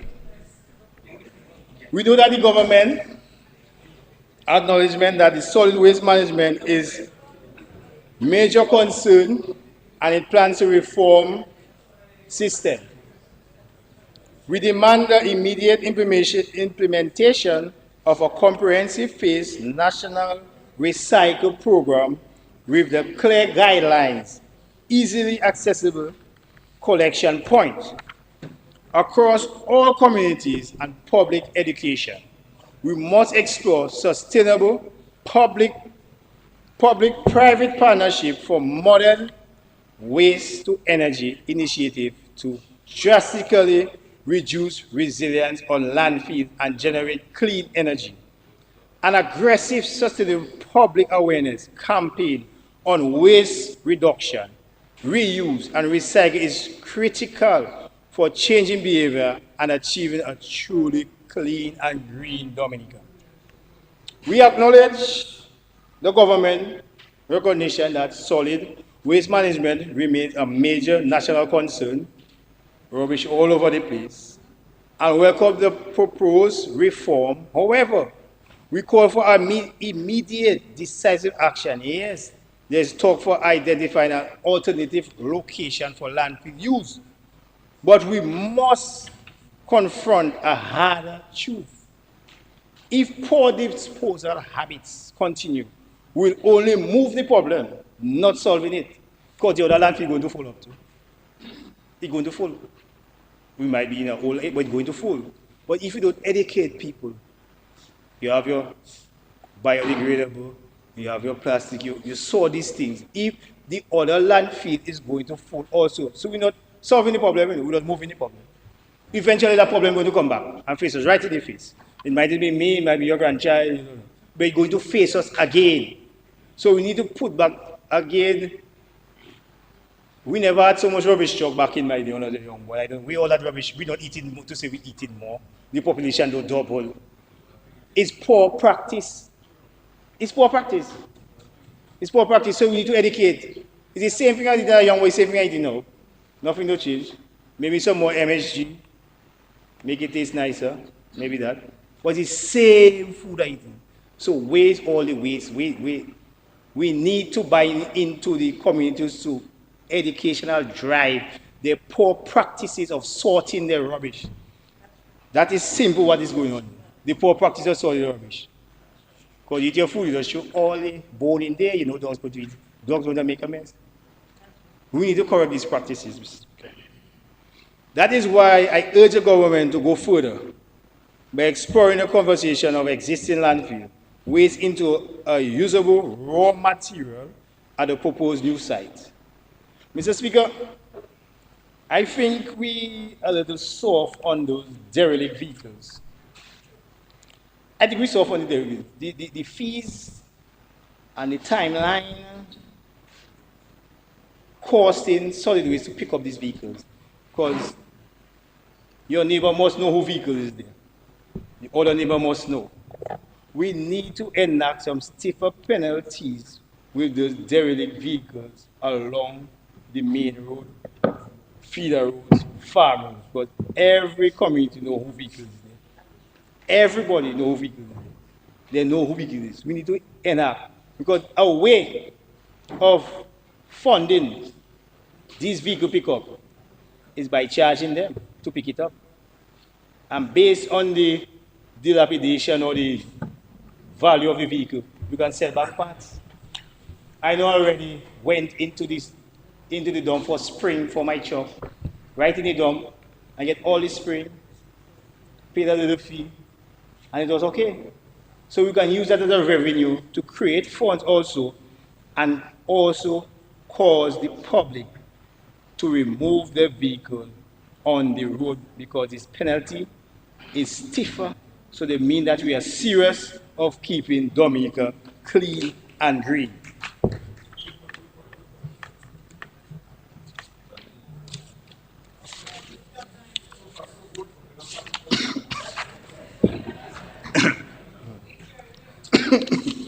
Okay, Mr. Speaker,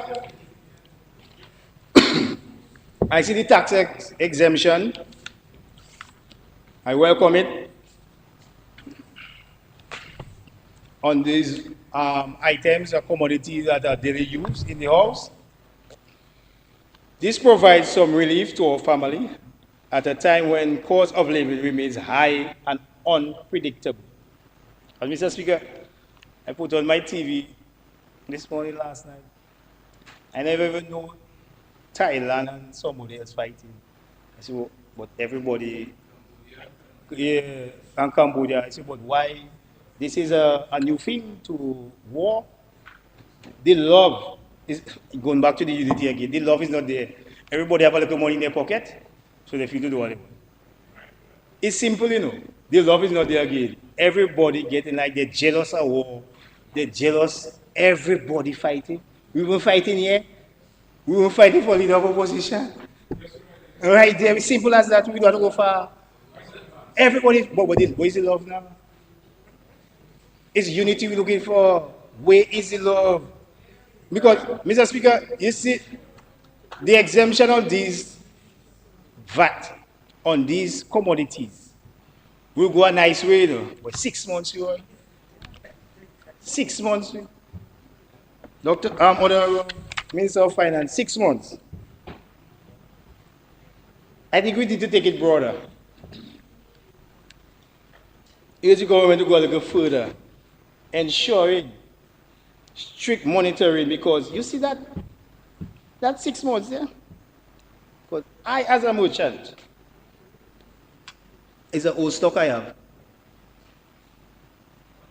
An old stock. I buy my corned beef before the VAT was exempt. But how long your old stock lasting? You don't know my inventory. How is that going to be monitored when you as a consumer go and buy the items? When, yes, the government enacted. Where? Where all merchants here are like it. We will see. Okay. We want to make sure it meet the common man. And when they enact it. So, Honorable Minister of Finance, or you say on October 1st, recirculate that to the public again. We have enacted the VAT-free thing, and this is the list. So the communities, the consumers, can put the merchants and the sellers straight. But Mr. Speaker, I know after Maria, I see some prices, and sometimes the prices never move. So, yes, we can say we will not be trust the merchant, trust away. Trust the merchant. I trust her. Yeah. Trust the merchant. You never know. They're not trustworthy. They might never change the price of these commodities. So I want to know how. So Minister of Finance, you'll tell me, somebody will tell me how they're going to monitor that, because that is kind of confusing. Because that is a little, because I don't know how they're going to monitor. Yes, the merchant will benefit for sure. The buyer will benefit, the importer will benefit for sure. They're VAT free, they're bringing the thing. Okay. I don't know how. Because boy, that's a hard work. I'll talk about that later. Yeah. But I'm going to talk about I have a head in there. You know what I have on it? Government wastage. Government wastage. Because we'll take out VAT, we'll take out thing, but I just want to talk a little plain. Because sometimes it's a simple thing that makes the biggest difference. When we're talking about national budget, yes, we need to invest in big projects, but we also need to look seriously at how we're spending on the everyday stuff and how much we are wasting without even realizing. Come in. Mr. Speaker, I walk into almost any government building after hours, and what I see, lights on, aircon still running, computer still humming, but nobody in the room. The electricity are paid for. It's still on, current still on, not using, light still on, not using.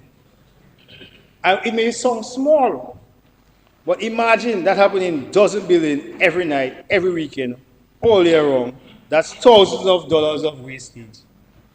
So PS, when you PS answer, PS of agriculture, when you go cut off your computer, cut off your light, cut off your AC.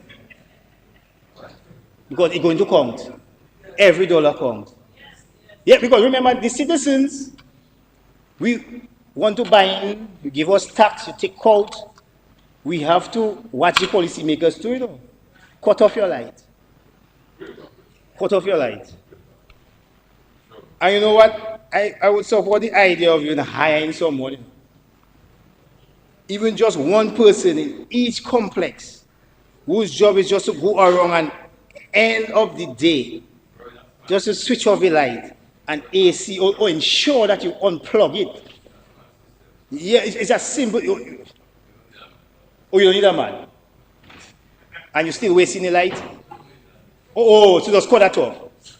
But no, but sometimes you're doing overtime. Automotive, for the system, automatic shut off. That is it. That is why we have the energy minister there. So you correct that wastage. You will correct that wastage. Because it, Mr. Speaker, because you'll pass Saturday, Sunday, and that's on, and lights. We might say it's nothing. Nothing. Computer humming. But I personally see the difference. Yeah. I have 2020. Yeah. No, Mr. Speaker, all like the paper. We had talked about paper in Mr. Speaker, I just seen police officer calling me after 11. All kind of hours for this. Mr. Speaker, in my wife's house I live in, you know. I meet a woman with a house. And I set a paper to breed cockroach and roaches in the lady house. We passed that area, you know. A big book. A big book. Watch that.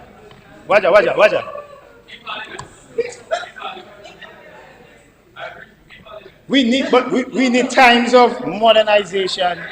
A set of paper. Yes, a set of paper. But sometimes I can't even say nothing because I see my book me out. I have to fix myself.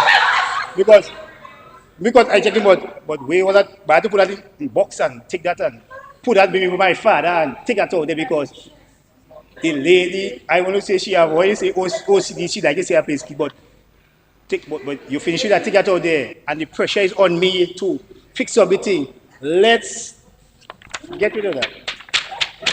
Yeah, but this is not only for me not to, but remember the officer after 10, after 11, because he come out, so he comes. So after he finish work after 4, man, I come right now. No, man, I mean, maybe he enjoying it because he's a James, my cousin-in-law. You know, sometimes he's spinner. He's not always the same one because he come and see his family and thing. But that is a hassle and a safety risk.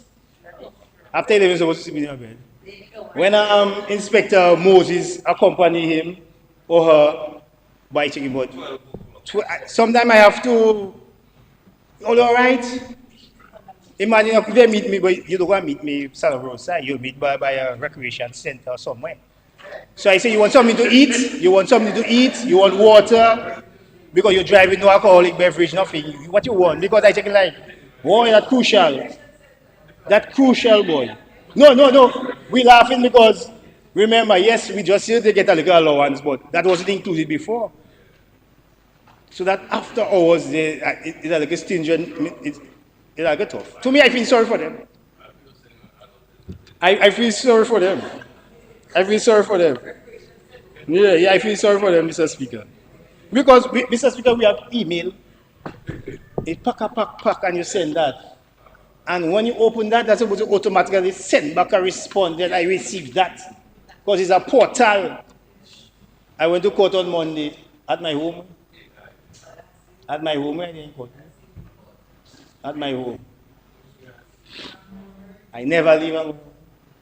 But we can make a portal for the parliament. And when just matter when you take out in the portal next time. Simple. No, because it's simple because the portal, the host can take you out. The host can take you out. The host can take you out. Yeah, you sign it, you can take it out. So let's go green. Let's go green. Let's eliminate this paper.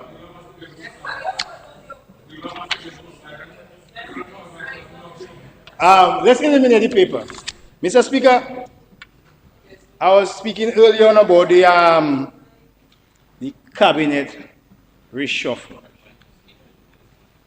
The cabinet reshuffle is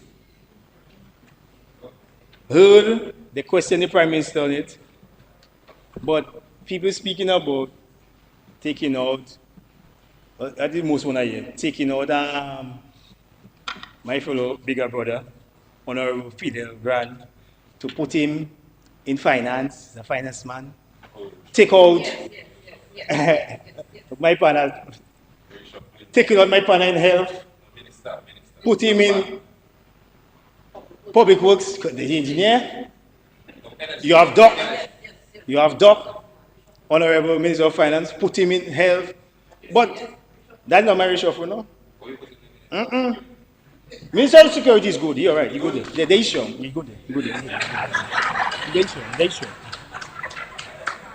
So, no, you go. They show. Old police, former police. So you know, you have enough for that. You have enough for that. But I try, along with I have advisors. I have plenty. I have those against the government, those for the government, those in between. I have all kinds of advisors. No, you see those advisors, they break it down to make, as I was alluding earlier, to coincide different ministries. So, who have to forward it for? After I read it, I got to forward it to somebody. I'll send it for somebody. Ministry of Finance, Economic Planning, Investment and Social Security, Ministry of Health and Wellness, Ministry of Climate Action, Environment, Resilience and Energy Transformation, Ministry of Foreign Affairs, Trade and International Business, Ministry of Public Utility, Digital Transformation, Innovation and Information, Ministry of Tourism, Culture, Creative Economy and Diaspora Engagement, Ministry of Agriculture and Food Sovereignty, Ministry of Community Development, Rural Modernization, Heritage and Civic Renewal, Ministry of Housing, Lands, Urban Renewal and Constituency Empowerment, Ministry of Social Protection and Family Affairs, Ministry of Infrastructure, Transport and Physical Planning, Ministry of Blue and Green Economy, Fisheries and Agro-Enterprise Development, because agriculture, food security is key. So you have to give the fisheries and the agro-processing, even a ministry on their own too, because food security is a problem worldwide. So we need to pay particular attention and give this ministry more power to make sure they secure our food security. Ministry of Sports, Youth, Enterprise, and Small Business Development. Small business development. Youth again. So we don't have to go to no minister for nothing again. It's sports. You see the gap, the 21 to the 35 there? You see after they finish high school and college, is there the social wellness coming from. So when you have that, they transition into a small business. Because after the sports, remember some of them, not the great Addison, not the Hamilton, not the FIA. So these are like me and Mr. Lavin and I, Honorable Lavin and I, we try a thing, you have to play a little football that day, Mr. Speaker. So sometimes we fall in off. So you see between there, we can empower them with a small business one time. So they come professionals, they don't fall by the wayside. So we grab them there. So you see that 21 to 35 there, that is our problem. We need to fix that. So you see the sports and the youth developments there. We need to intertwine them across them because we need to take a hold of that vibrant age there, 21 to 35. That's a major problem. I don't know if you've seen, but that's a major problem for me. That's a very major problem for me. Now, the other ministries, national security, he gone, and home affairs. And that one more ministry, the Minister of Governance, Labor, Productivity, and Public Service is absent. Okay, all right. This is not merely a change in composition of ministry, but also to realign, also the realignment of like portfolios while combining portfolios that will complement each other. Is to complement each other. The Ministry of Carnival Affairs, wherever Hosea go, whatever ministry you give him, is his own ego. That is his. Wherever they put you, that is your ministry. So they go to add it to wherever you go. That is a must. Yeah, that is a must. So you go with that. That. No, that's it. There are no more ministries. And then you have your junior and then you fix that. Because everybody think it was shifting Honorable Pemberton and put her there. No. I wish sure food don't have to be that. It's to make people work. Well, sometimes you can take out the engineer and put him in. But anyway, we'll leave that for others to decide. Mr. Speaker, we have the housing reform and hold on.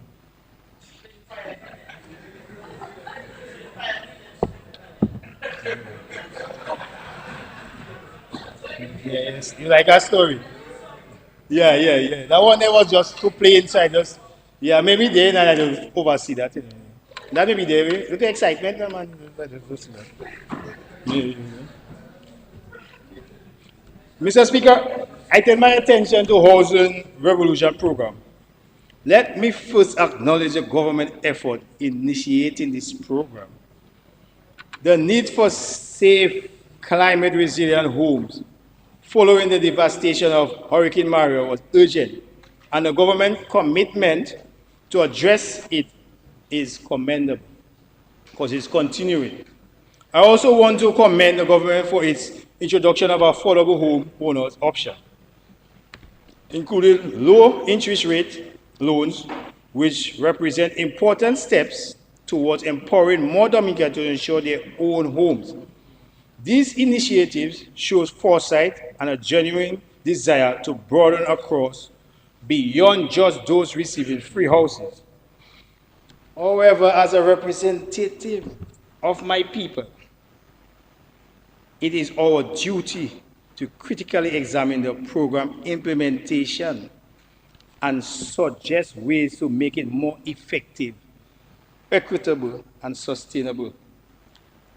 I'm going to break that down. That kind of people. Let me tell you what I mean by that. I pass in Marigot. Because World Bank program, although the government pushing it with the World Bank, and the government never really wanted to put their hand in it. And I pass in Marigot. I don't know about other places. A World Bank house was allotted to someone. The person, I want a house with. My wife was saying, I want a house. Everybody want a house. Who do have house want a house with? I want a house though. I want a house though. Everybody want a house with who that don't have houses. And the house lock up with. After it built, the house lock up. The owner not living in the owner working. And the house was locked up. It's not the government fault. It can never be the government fault. It's a recruitment process for the World Bank. And listen to that. You know who fault it is?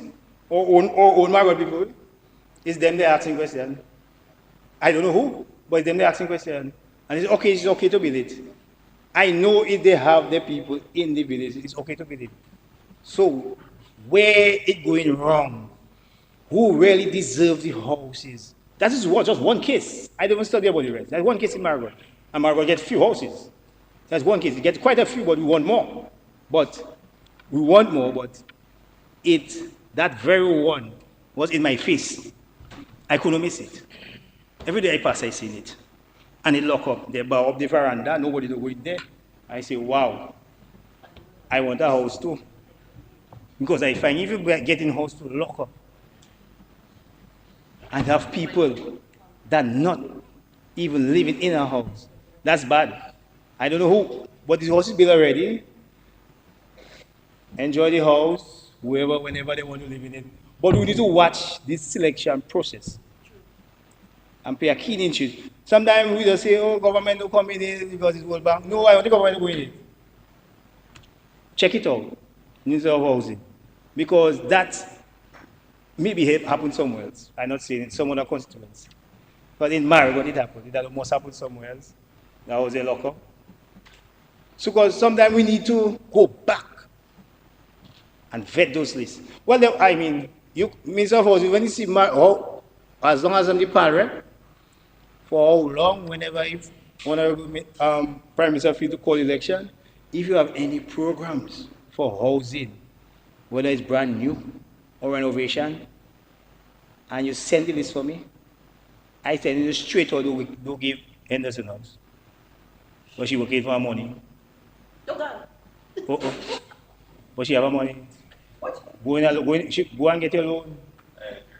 And I will give it to Laurie, because Laurie not working. She have 5 kids, unemployed. I'll give you the reason.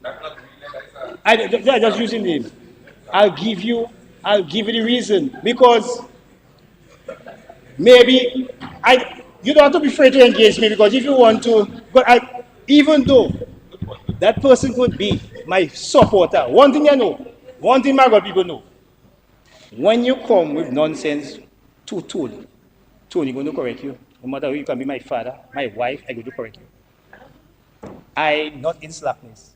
I will smile whole day by watching you in your face. Have a game face, I smile and I vex you. That's why I be. Yeah, I smile at you and I vex you.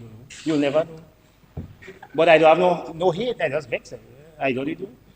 But we need to correct this. Because I don't want it to happen again. Because they talk. I saw the house, they talk. I think it's me alone that saw it. I said, nobody, somebody. And I started to get complaint. And one after the other, I say the vetting process had an issue. But anyway, it will not happen again. I said, no, she wanted a house, she get a house. So that's okay. But we will move on to that, and we will,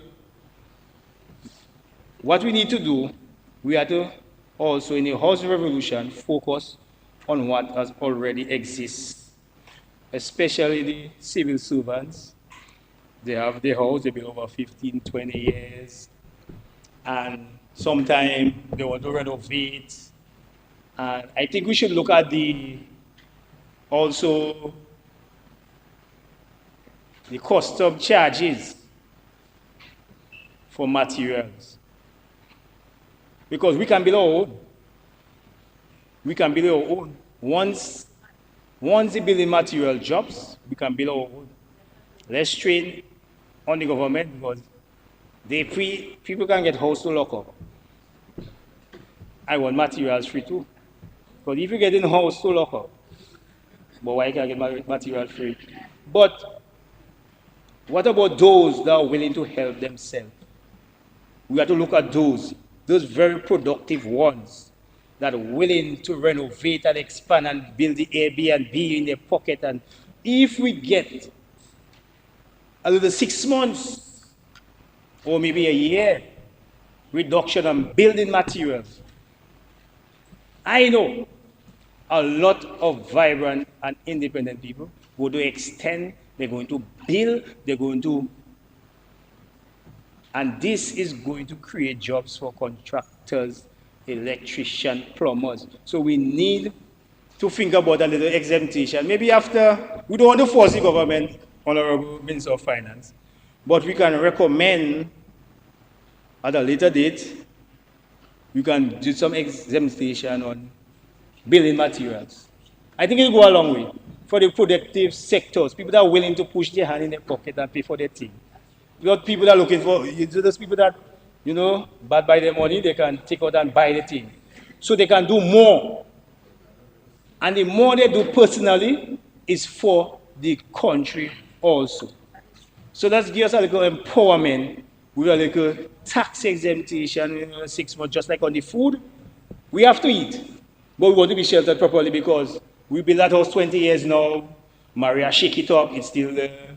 So we need to change the galvanize, I'll reinforce it.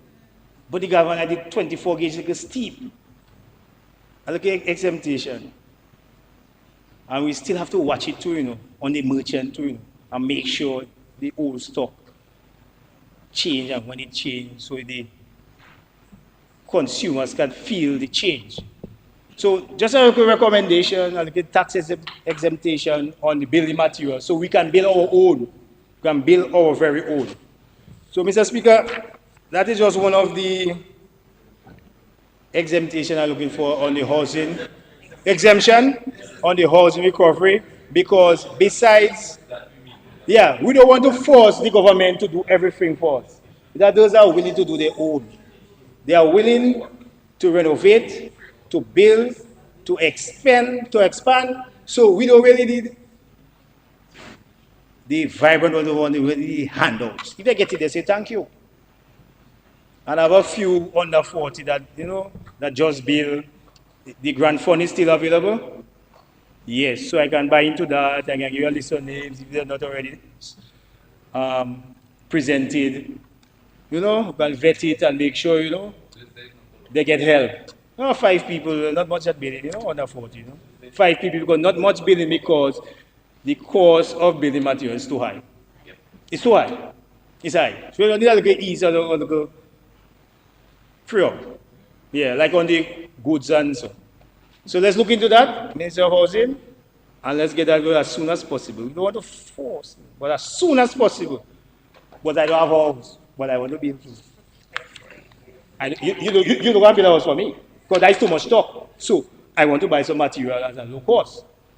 I can do it on my own. So let's make a move as soon as we can. We don't want to force the FSO switch thing and make exam, but we can work on it.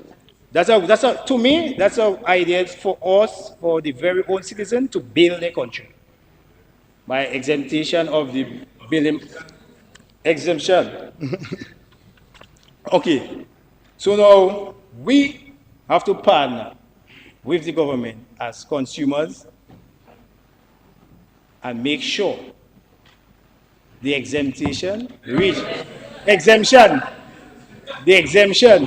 meets the target people, because we're going to build our own.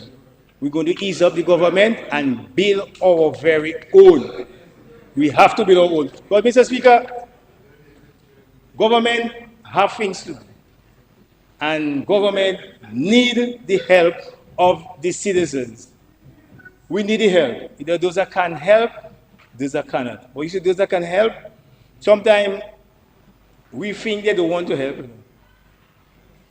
But we just want to ask. They just want somebody to ask them.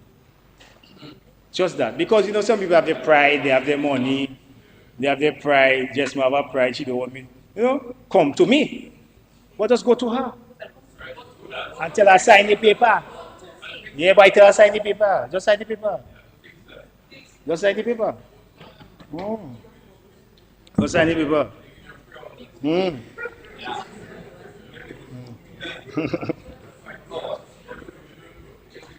Mr. Speaker,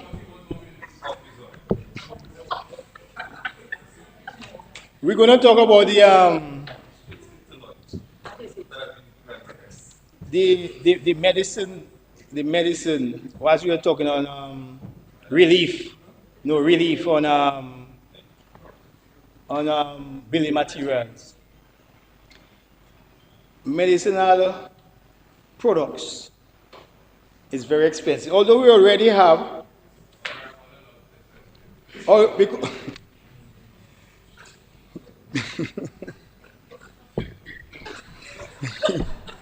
Mr. Speaker, because that is another place, this is another place or another venue where people are struggling right now. If you're diabetic, asthmatic, or living with a high blood pressure, you already have a lot on your plate. Last thing you need to do is hit with VAT when buying something like glucose test strips or an inhaler. Mr. Speaker, I know I asked for a lot of tax relief, but people need it. We need it. Same goes to things like Panadol, allergy meds, antiseptic, blood pressure medicine, basic health stuff. Some of it's VAT-free, yes, some of it is already VAT-free, but not nearly enough, because we see the rising of NCDs in our country. It rising. As if basically we put back a VAT on them food there, because sugar, people eating too much sweet thing and corned beef and thing because and salt and thing because we trying to ease up, but people know better and they're not doing better. I don't know why. We know the beer not good and we still drinking the beer. But our head hard. Our head hard. More sugar, more yeast. More we drink the BB and grapefruit. More sugar we put in us. And we still drinking it, and next year we're going to test our pressure and it's high and we're going to buy tablets. But sometimes this is a whole community spirit. We need to eat right. Although I asked him for the relief on the medicine, on the building material, but we need to do it right. We know better. We know better. But globalization, you're going on your phone and you're talking to Google, what to eat that not causing that, and it answering you. Simple as that, it answering you. No, but we are still reading books. So now we need to go back to eating right. Because we're not getting young, we're not getting young. Everybody's getting older. And we're putting already a burden on the government for more relief. Why still asking for the relief, but for more relief and more relief. And we still continue eating wrong and still continue eating things with sugar because the government give a tax relief on sugar. You just go and sweeten your juice sweeter. Because you just taking your juice was sweet enough, so you can put more sugar. And I know the Honorable Williams, when we went on our trip in St. Vincent, and she was just eat right. Too much carbs, too much this, too much that. 5-star general, too much this, too much that. No. And I always remember she saying, look at the plate. Provision, rice, spaghetti, starch. Starch. And we know better. And we still eat it. I said, no, that man, doc, man. That's all right, man. We burn that out, man. Burn it out when? When we burn that out? Boy, we know better. Let's do better. And so put the burden on us with our health and the burden on the government with relief for health, medicine, and the children for the upcoming. Because this thing, we are in guys 21 to 35. Just inherit diabetes. Your auntie, your grandmother, nobody will have it. But where you get that? Sugar. You take it too much sugar. Too sweet. So we know better. We need to buy into this. And don't worry about the peer pressure to go and drink sweet juice and drink BB. Don't worry about that. You're watching your health. Instead of watching, I getting old, so I have to watch mine. I have to watch mine. But we need to watch it from an earlier stage because too much young people, even teenagers, their grandmother do have it. Their great grandmother have it. The auntie, uncle on the next side don't have it. But where are you getting? Is the eating habits? It's bad. Parents have to watch that too, you know. Parents just giving them all kind of processed stuff. Boy, boil the pumpkin and mash it for the child. Boil the pumpkin and crush it and give it to the child to eat. All those good bad things, all those buying, all those poison, raising the child sugar. Simple as that. Eat local, buy into the program, support local. We eating, boy, I don't know if it's black people sin they carrying. I don't know if they like, why we like to eat so much large portions. They even have something they call niggeritis. You have a big portion of rice, dashing tea, and after you lie down, and you're good.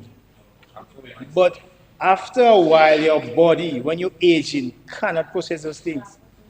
So NCD is going to rise up. You have sugar, you have diabetes, you have pressure, you have too much salt, and it starts, and you want relief on medicine, and then you're going to be the government medicine too expensive, and we're not watching our eating habits. Let's correct this.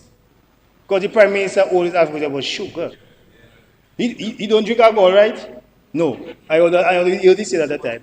And I'm checking like, I don't try that, but I don't know. I'll leave that for you. Do that. I can't do that. I don't know. I can try. Yeah, we know better. But I'm going to move on to, because my constituency, I never even, boy, let me read. Sometimes we look all over the island to start new things, and we forget that some communities already doing a lot with very little. And today, I want to say plainly, it's time we give Marigot the recognition, the respect, the resource that is truly deserved. Yes. Mr. Speaker, Marigot is ready to become a town. We don't have to call it a town. If we want to, we can. The third town, or just take the place of the second town. The services are there. We have hospital, we have banks, supermarket, churches, pharmacy, business place, a strong farming and fishing culture. And of course, we have Douglas Charles. And we have adjacent to Marigot, we have international airport soon to finish. So technically, I don't claim anything, but you must pass Marigot. You're born to where? Who? You going Granby and you're going to pass Portsmouth? Joyride you like, man. Joyride you like, man. You must pass Marigot. You're born to, you know that joyride you're going on. But I'm saying this because our gateway, this after Maria, I see helicopter land on the fisheries complex. Helicopter land. The first bank to open is Marigot Cooperative. First bank, first machine to land, first thing to land, right there. To land here in Marigot. The avenues is there. Marigot is a gateway to Dominica. The gateway have to look a certain way. The gateway have to have a certain sense of belonging and wanting to pass through. Yes. You tired of my tongue, you know? Okay. Now, along with the Ministry of Tourism, I have been encountering some issues. Marigot land, a lot of Marigot land belongs to Marigot people. You can see it on the west side, on anything. And I realized government giving people land, I was seeing anything just building on the roadside. You take a hole, you swallow the hole in it and just build a shack. And you know what they're saying? My PM not giving me land. You need to do my thing. My PM, my PM. My government without giving the piece of land. I say, no. I watching it like, so that's the standard the Prime Minister tell you to build? No, I don't have money. I say, listen to me. You have to go back. And this is not just, it's not a farm shed. This is the site of Marigot. We already speak about that. Too much derelict house, shacks. When you, the first site you see, I don't like to say it. So remember, I cannot give people land and bong, so whoever give them the land and the bong have to rectify that and tell them you have to have a certain standard. International airport building. So let's say Mr. Honorable Henderson like his joyride past Portsmouth to go Granby. So 5 people passing through Marigot and the other 10 passing through. So now the 10, I want the 10 to be captivated with what they see. So I don't know, along with Ministry of Tourism and Housing is responsible for land and so, right? Voila.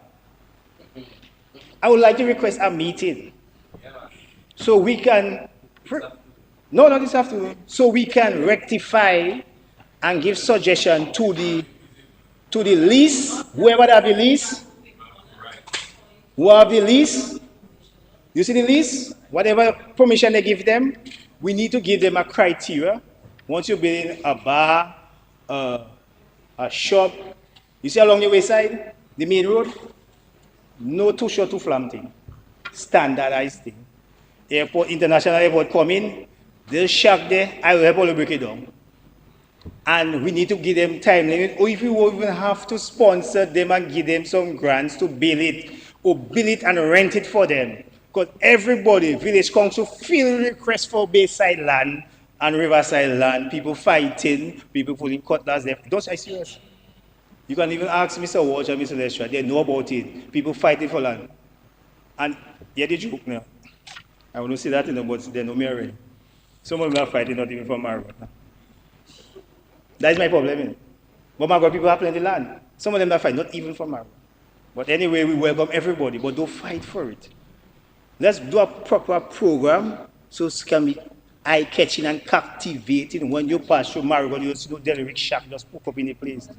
We need to fix that. We're going to fix that. Because I don't like to see it. I don't like to see it at all. So, Mr. Speaker,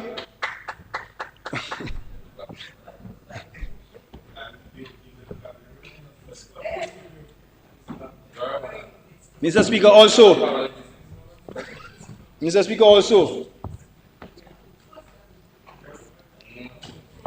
I want to propose also, a part of the Marigot plan, we establish...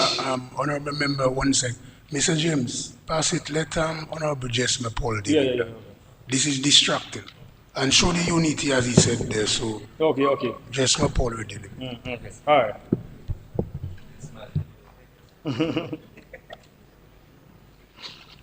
Mr. Speaker, as Marigot, the Northeast is a vibrant agriculture and fishing community. The records of catches, I think is the Northeast are the most highest yields is the Northeast, I think. So what I am trying to do is buy into the program to make the first year agricultural program in the college be in either Northeast or an area in the Northeast to further strengthen our food security and our back to the soil, back to basic, to preserve our heritage and eat what we grow. So you see our first year plan, as we already have a knack and young kids grow up in a farming family And those who are interested in continuing the farming program, let's make the first year, whether in Northeast, whether in our next government building, so we can make this thing. Because everybody thinks agriculture is this dirty clothes thing. Mr. Speaker, you see every week, you see this stipend, what, 2,500? I get in here. 1 week, I can get out of my farm. 1 week, I can get out of my farm. Because agriculture, you see Friday coming? Yeah, hey, you can see, you see Friday coming? I can say I want $500 in my pocket. And go and get $500 for produce and sell. I determine what I put in my pocket. And if I want to make a contribution to this community, if it's only go nothing yet, I took money in my pockets. Why? I can't tell my wife that. No, I can't tell her that. Not my money. Your money, not my money. I can't tell her that. I can't tell her that. I can't tell her that. I can't tell her that. I can't tell her that. I can't. Yeah. So, Mr. Speaker, let's talk a little about fish. Our fisher folks in Marigot work hard. The Honorable Defoe, behind the wall, is a man that key.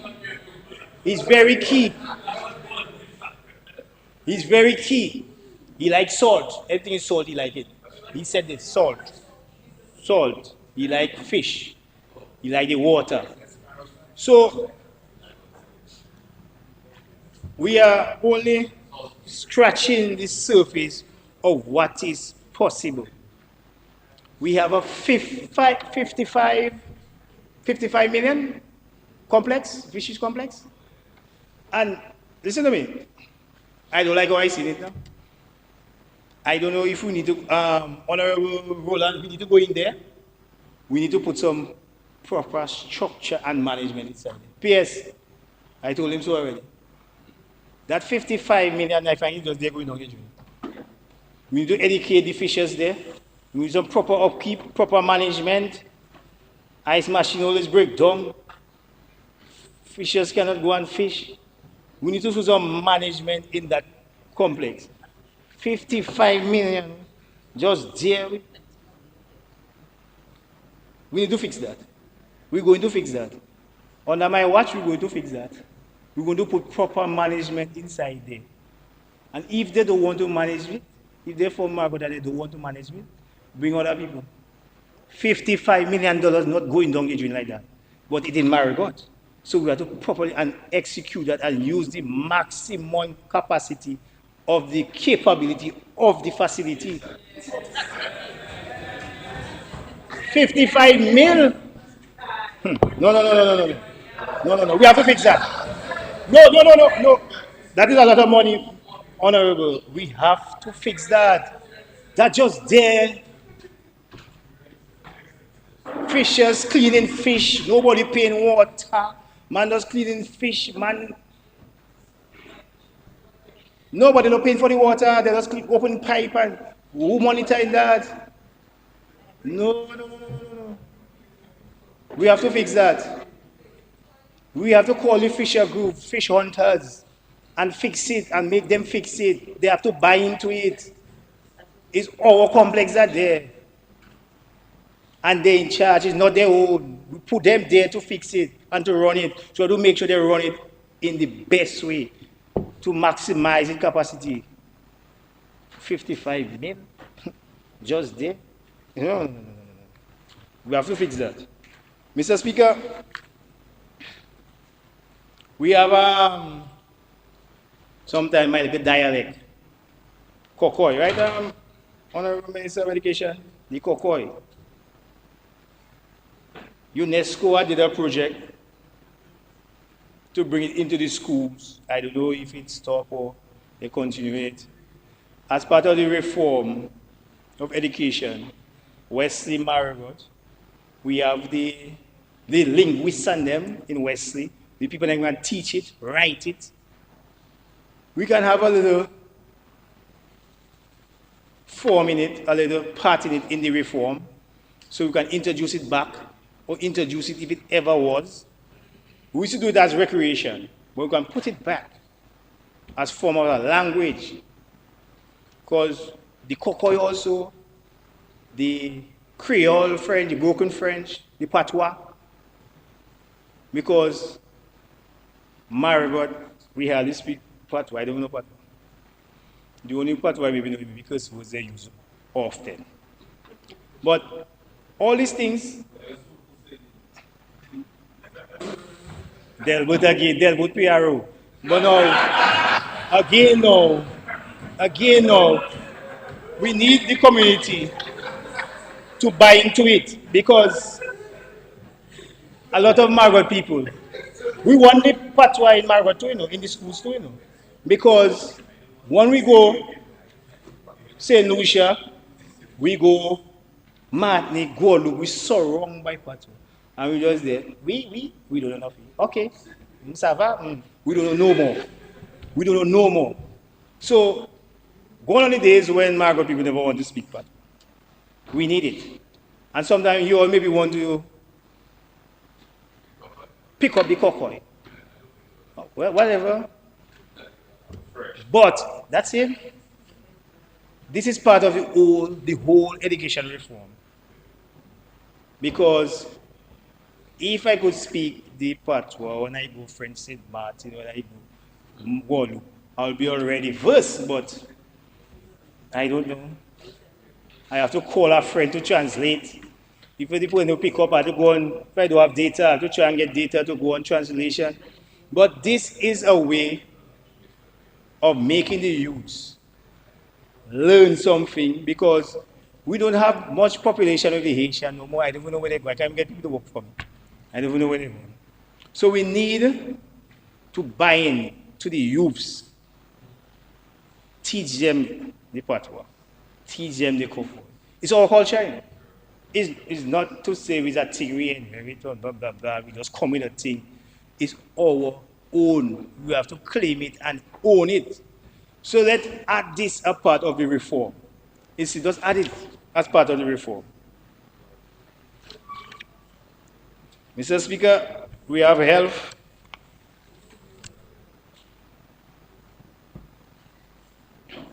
We must give credit must be given where it's due. The government has made some real progress in health. I want to commend them for hiring more nurses, bringing in specialists, and building new hospitals, especially Roseville and Marigot. These are steps in the right direction. We all want to see our people get care they deserve, right here at their home. Mr. Speaker, I'm getting old. I don't want to commute from Marigot to Roseville just for a scan. So this scan may just save my life in Marigot, because the doctor can predict what is my issue before reaching 45 minutes away. Sometimes I reach Concord, I pass out. So in my old age, although we had a soft opening, I want a hard opening. Yeah, I want a hard opening. This soft thing doesn't work. Them soft thing doesn't work. Soft thing can't work. That will fall long. That cannot work. Soft thing cannot work. I need a hard opening. Hard. That soft opening cannot work. Hard. Trust me. It cannot work. It cannot work. Mr. Speaker, I also have a little proposal in the health. You see, especially in the health, we have a lot of diaspora with doctors and on social media willing to give. They're willing to come back and give back. Let's capitalize on that. Let's capitalize on that. Kiddie, naysay, and blah, blah, blah, and blah, blah. Lord them. No hate. Let's buy into it. They're from Dominica. Let's help them. And I don't know why.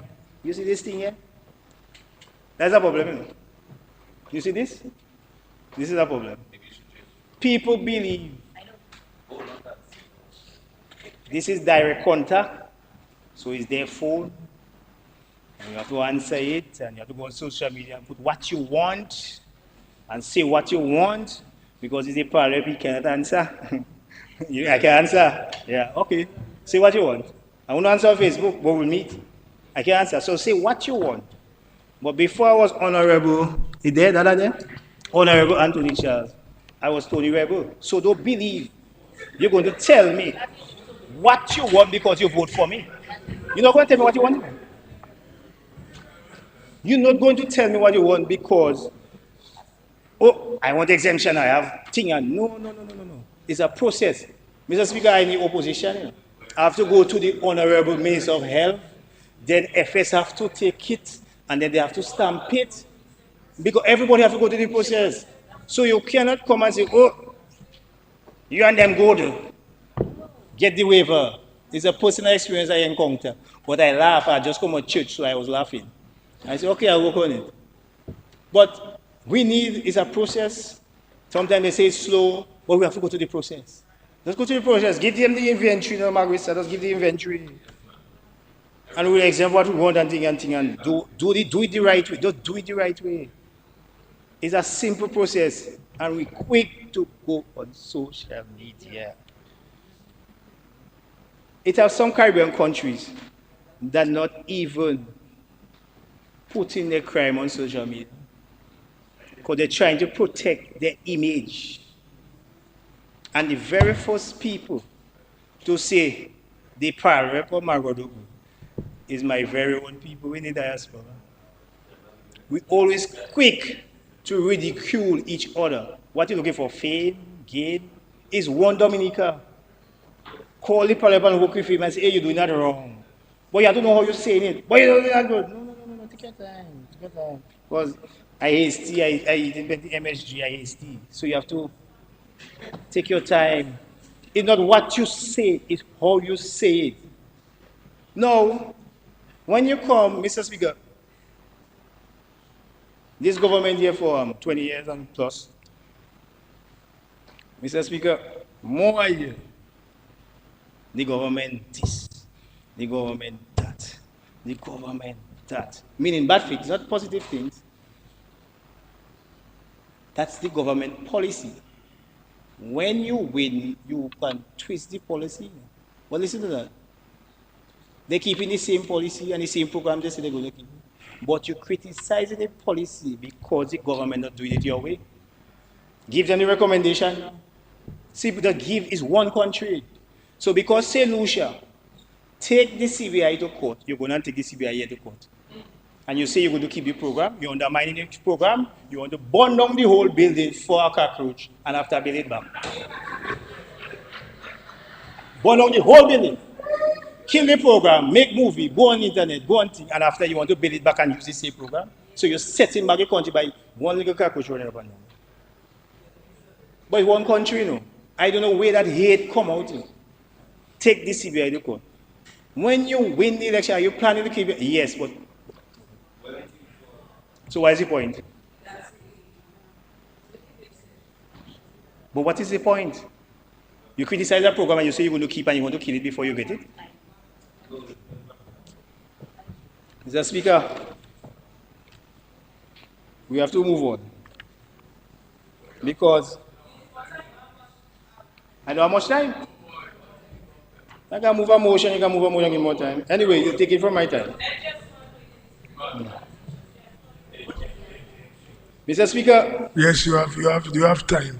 Yeah, man, I have time, man. You have time. I will give you, when you reach about 10 more minutes, I will tell you. I'll indicate to you. Okay. Mr. Speaker.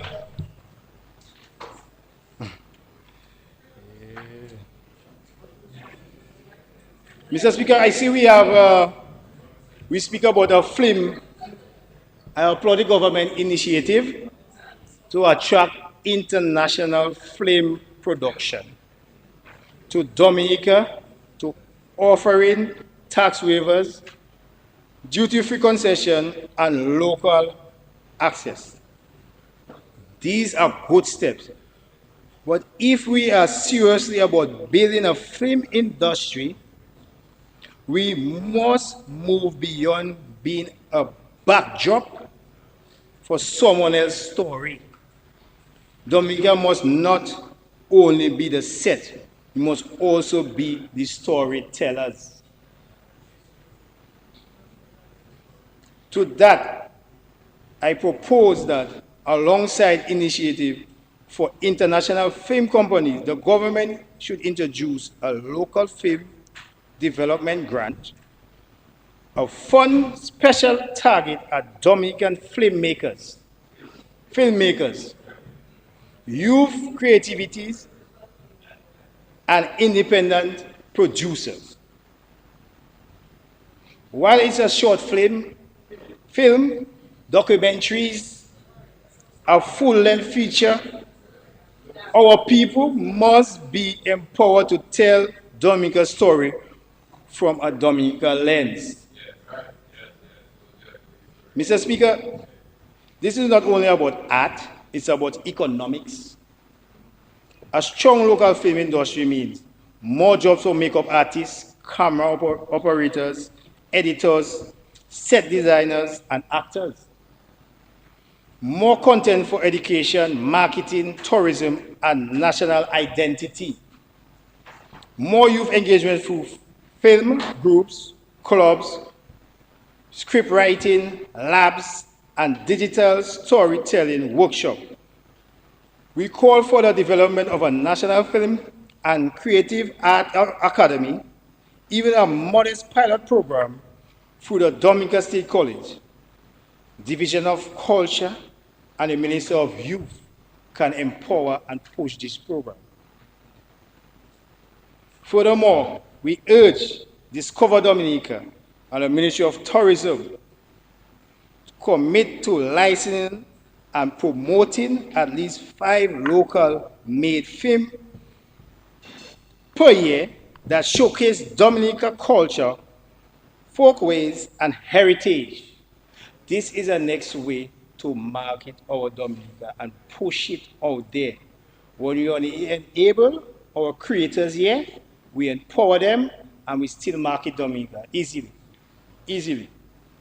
Let every cruise ship, dock, and airline setback screen feature content made by Dominica for Dominicans and the world. Mr. Speaker, the world is consuming stories. Let's make sure some of them are ours. Let's put Dominica out there. We need to put Dominica out there. Mr. Speaker,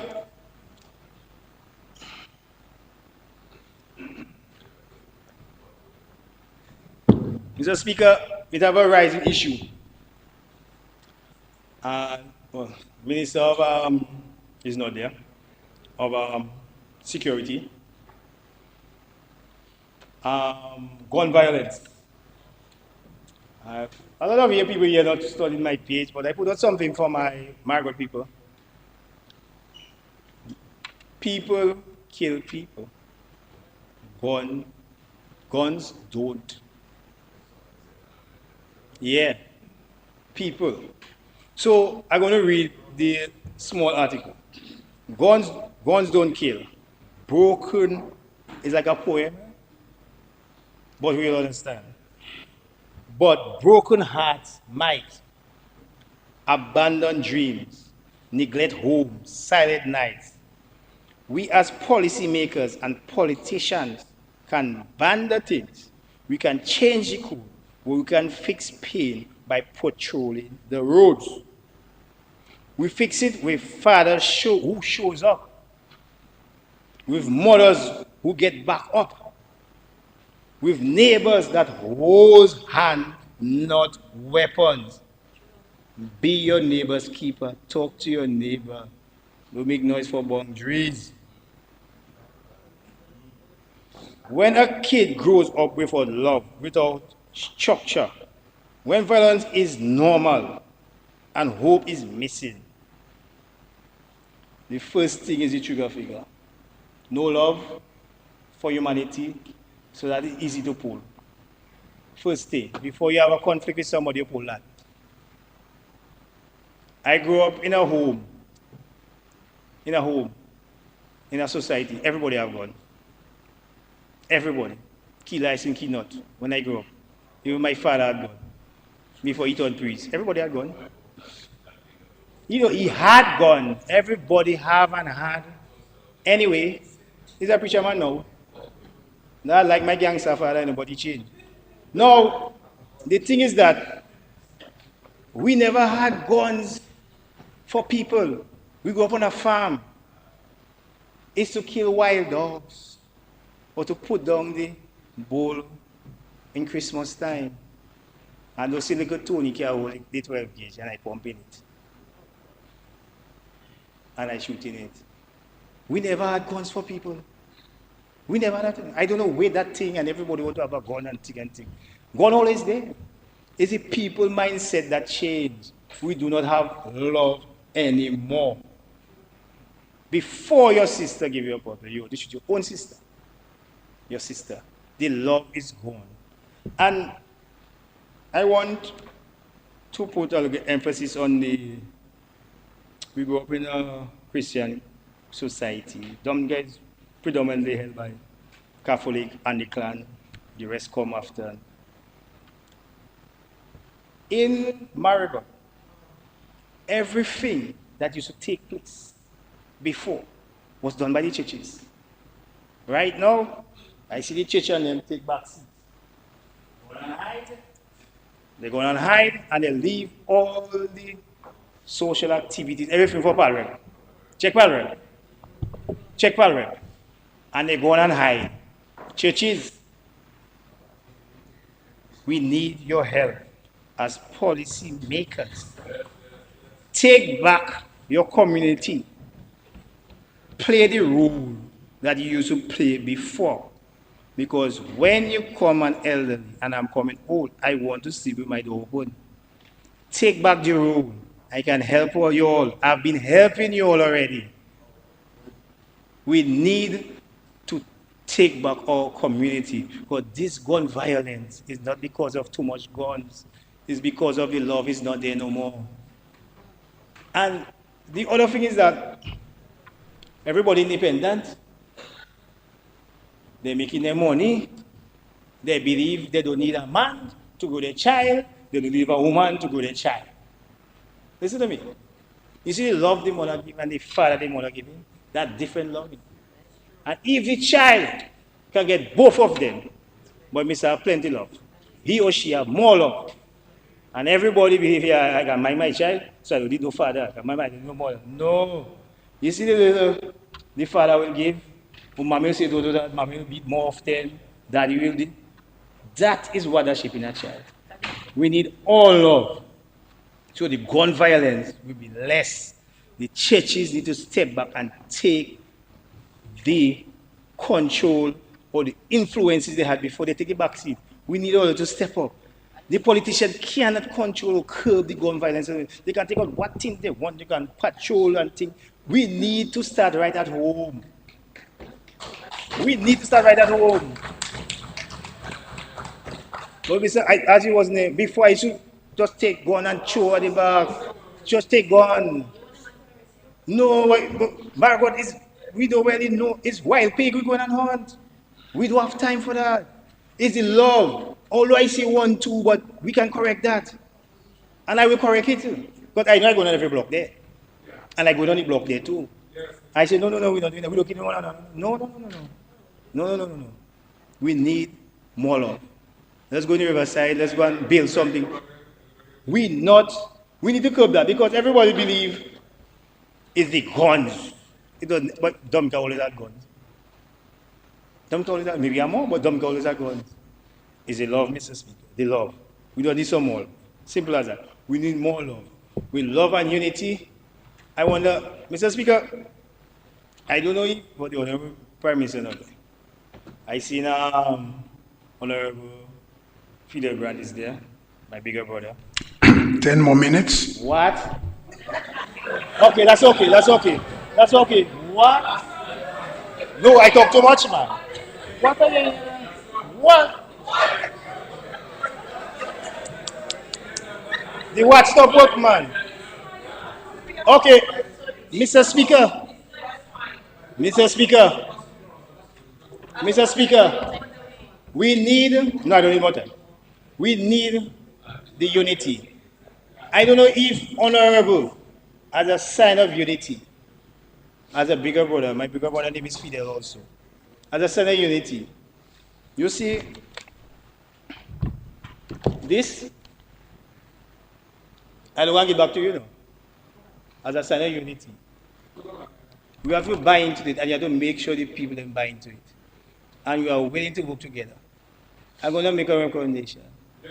In the parliament, let's do an exchange.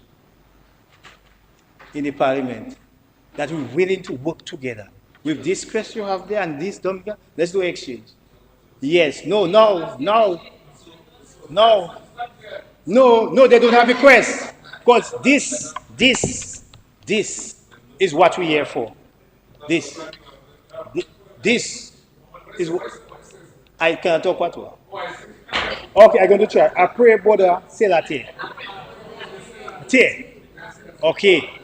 Now, after God is the earth. So as my neighboring, I want us to exchange.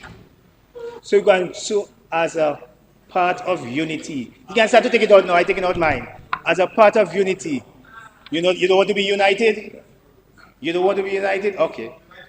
Okay, all right. But we are ready. My second have no crest, you know.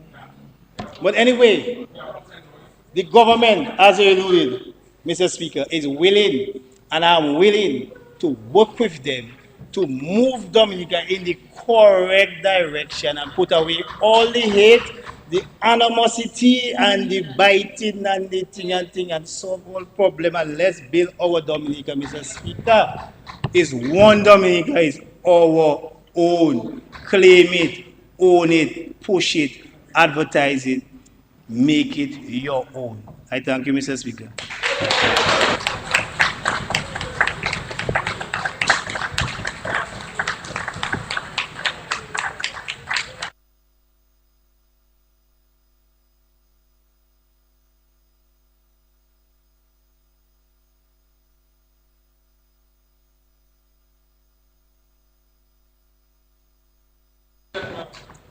Mr. Speaker, I'm permitted. Let me just clarify one or two things which Honorable Charles said, and then I'll take it from there.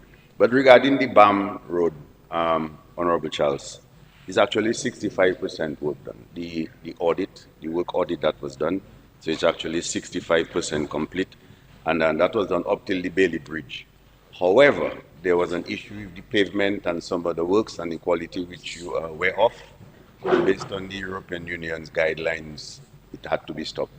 So we tried our best to continue, but European Union, they have their guidelines, they have their conditions. So, but we will look into it again. As regards to liquid petroleum, Mr. Speaker, there's no tax on liquid petroleum. Okay. As a matter of fact, there's not even custom service charge. Yeah, but in your rebuttal, you can address it properly. Right. I thought you were just going to do a 30 seconds. Right now. Yeah. But okay. Mr. Speaker, I move that the House be adjourned until 2:30 this afternoon. 2:30? 2:30. Yes. Second. Mr. Speaker. It has been moved and seconded that the House be adjourned until 2:30 p.m. this afternoon. Those in favor? Those against? The ayes have it. House stand adjourned until 2:30 p.m. this afternoon.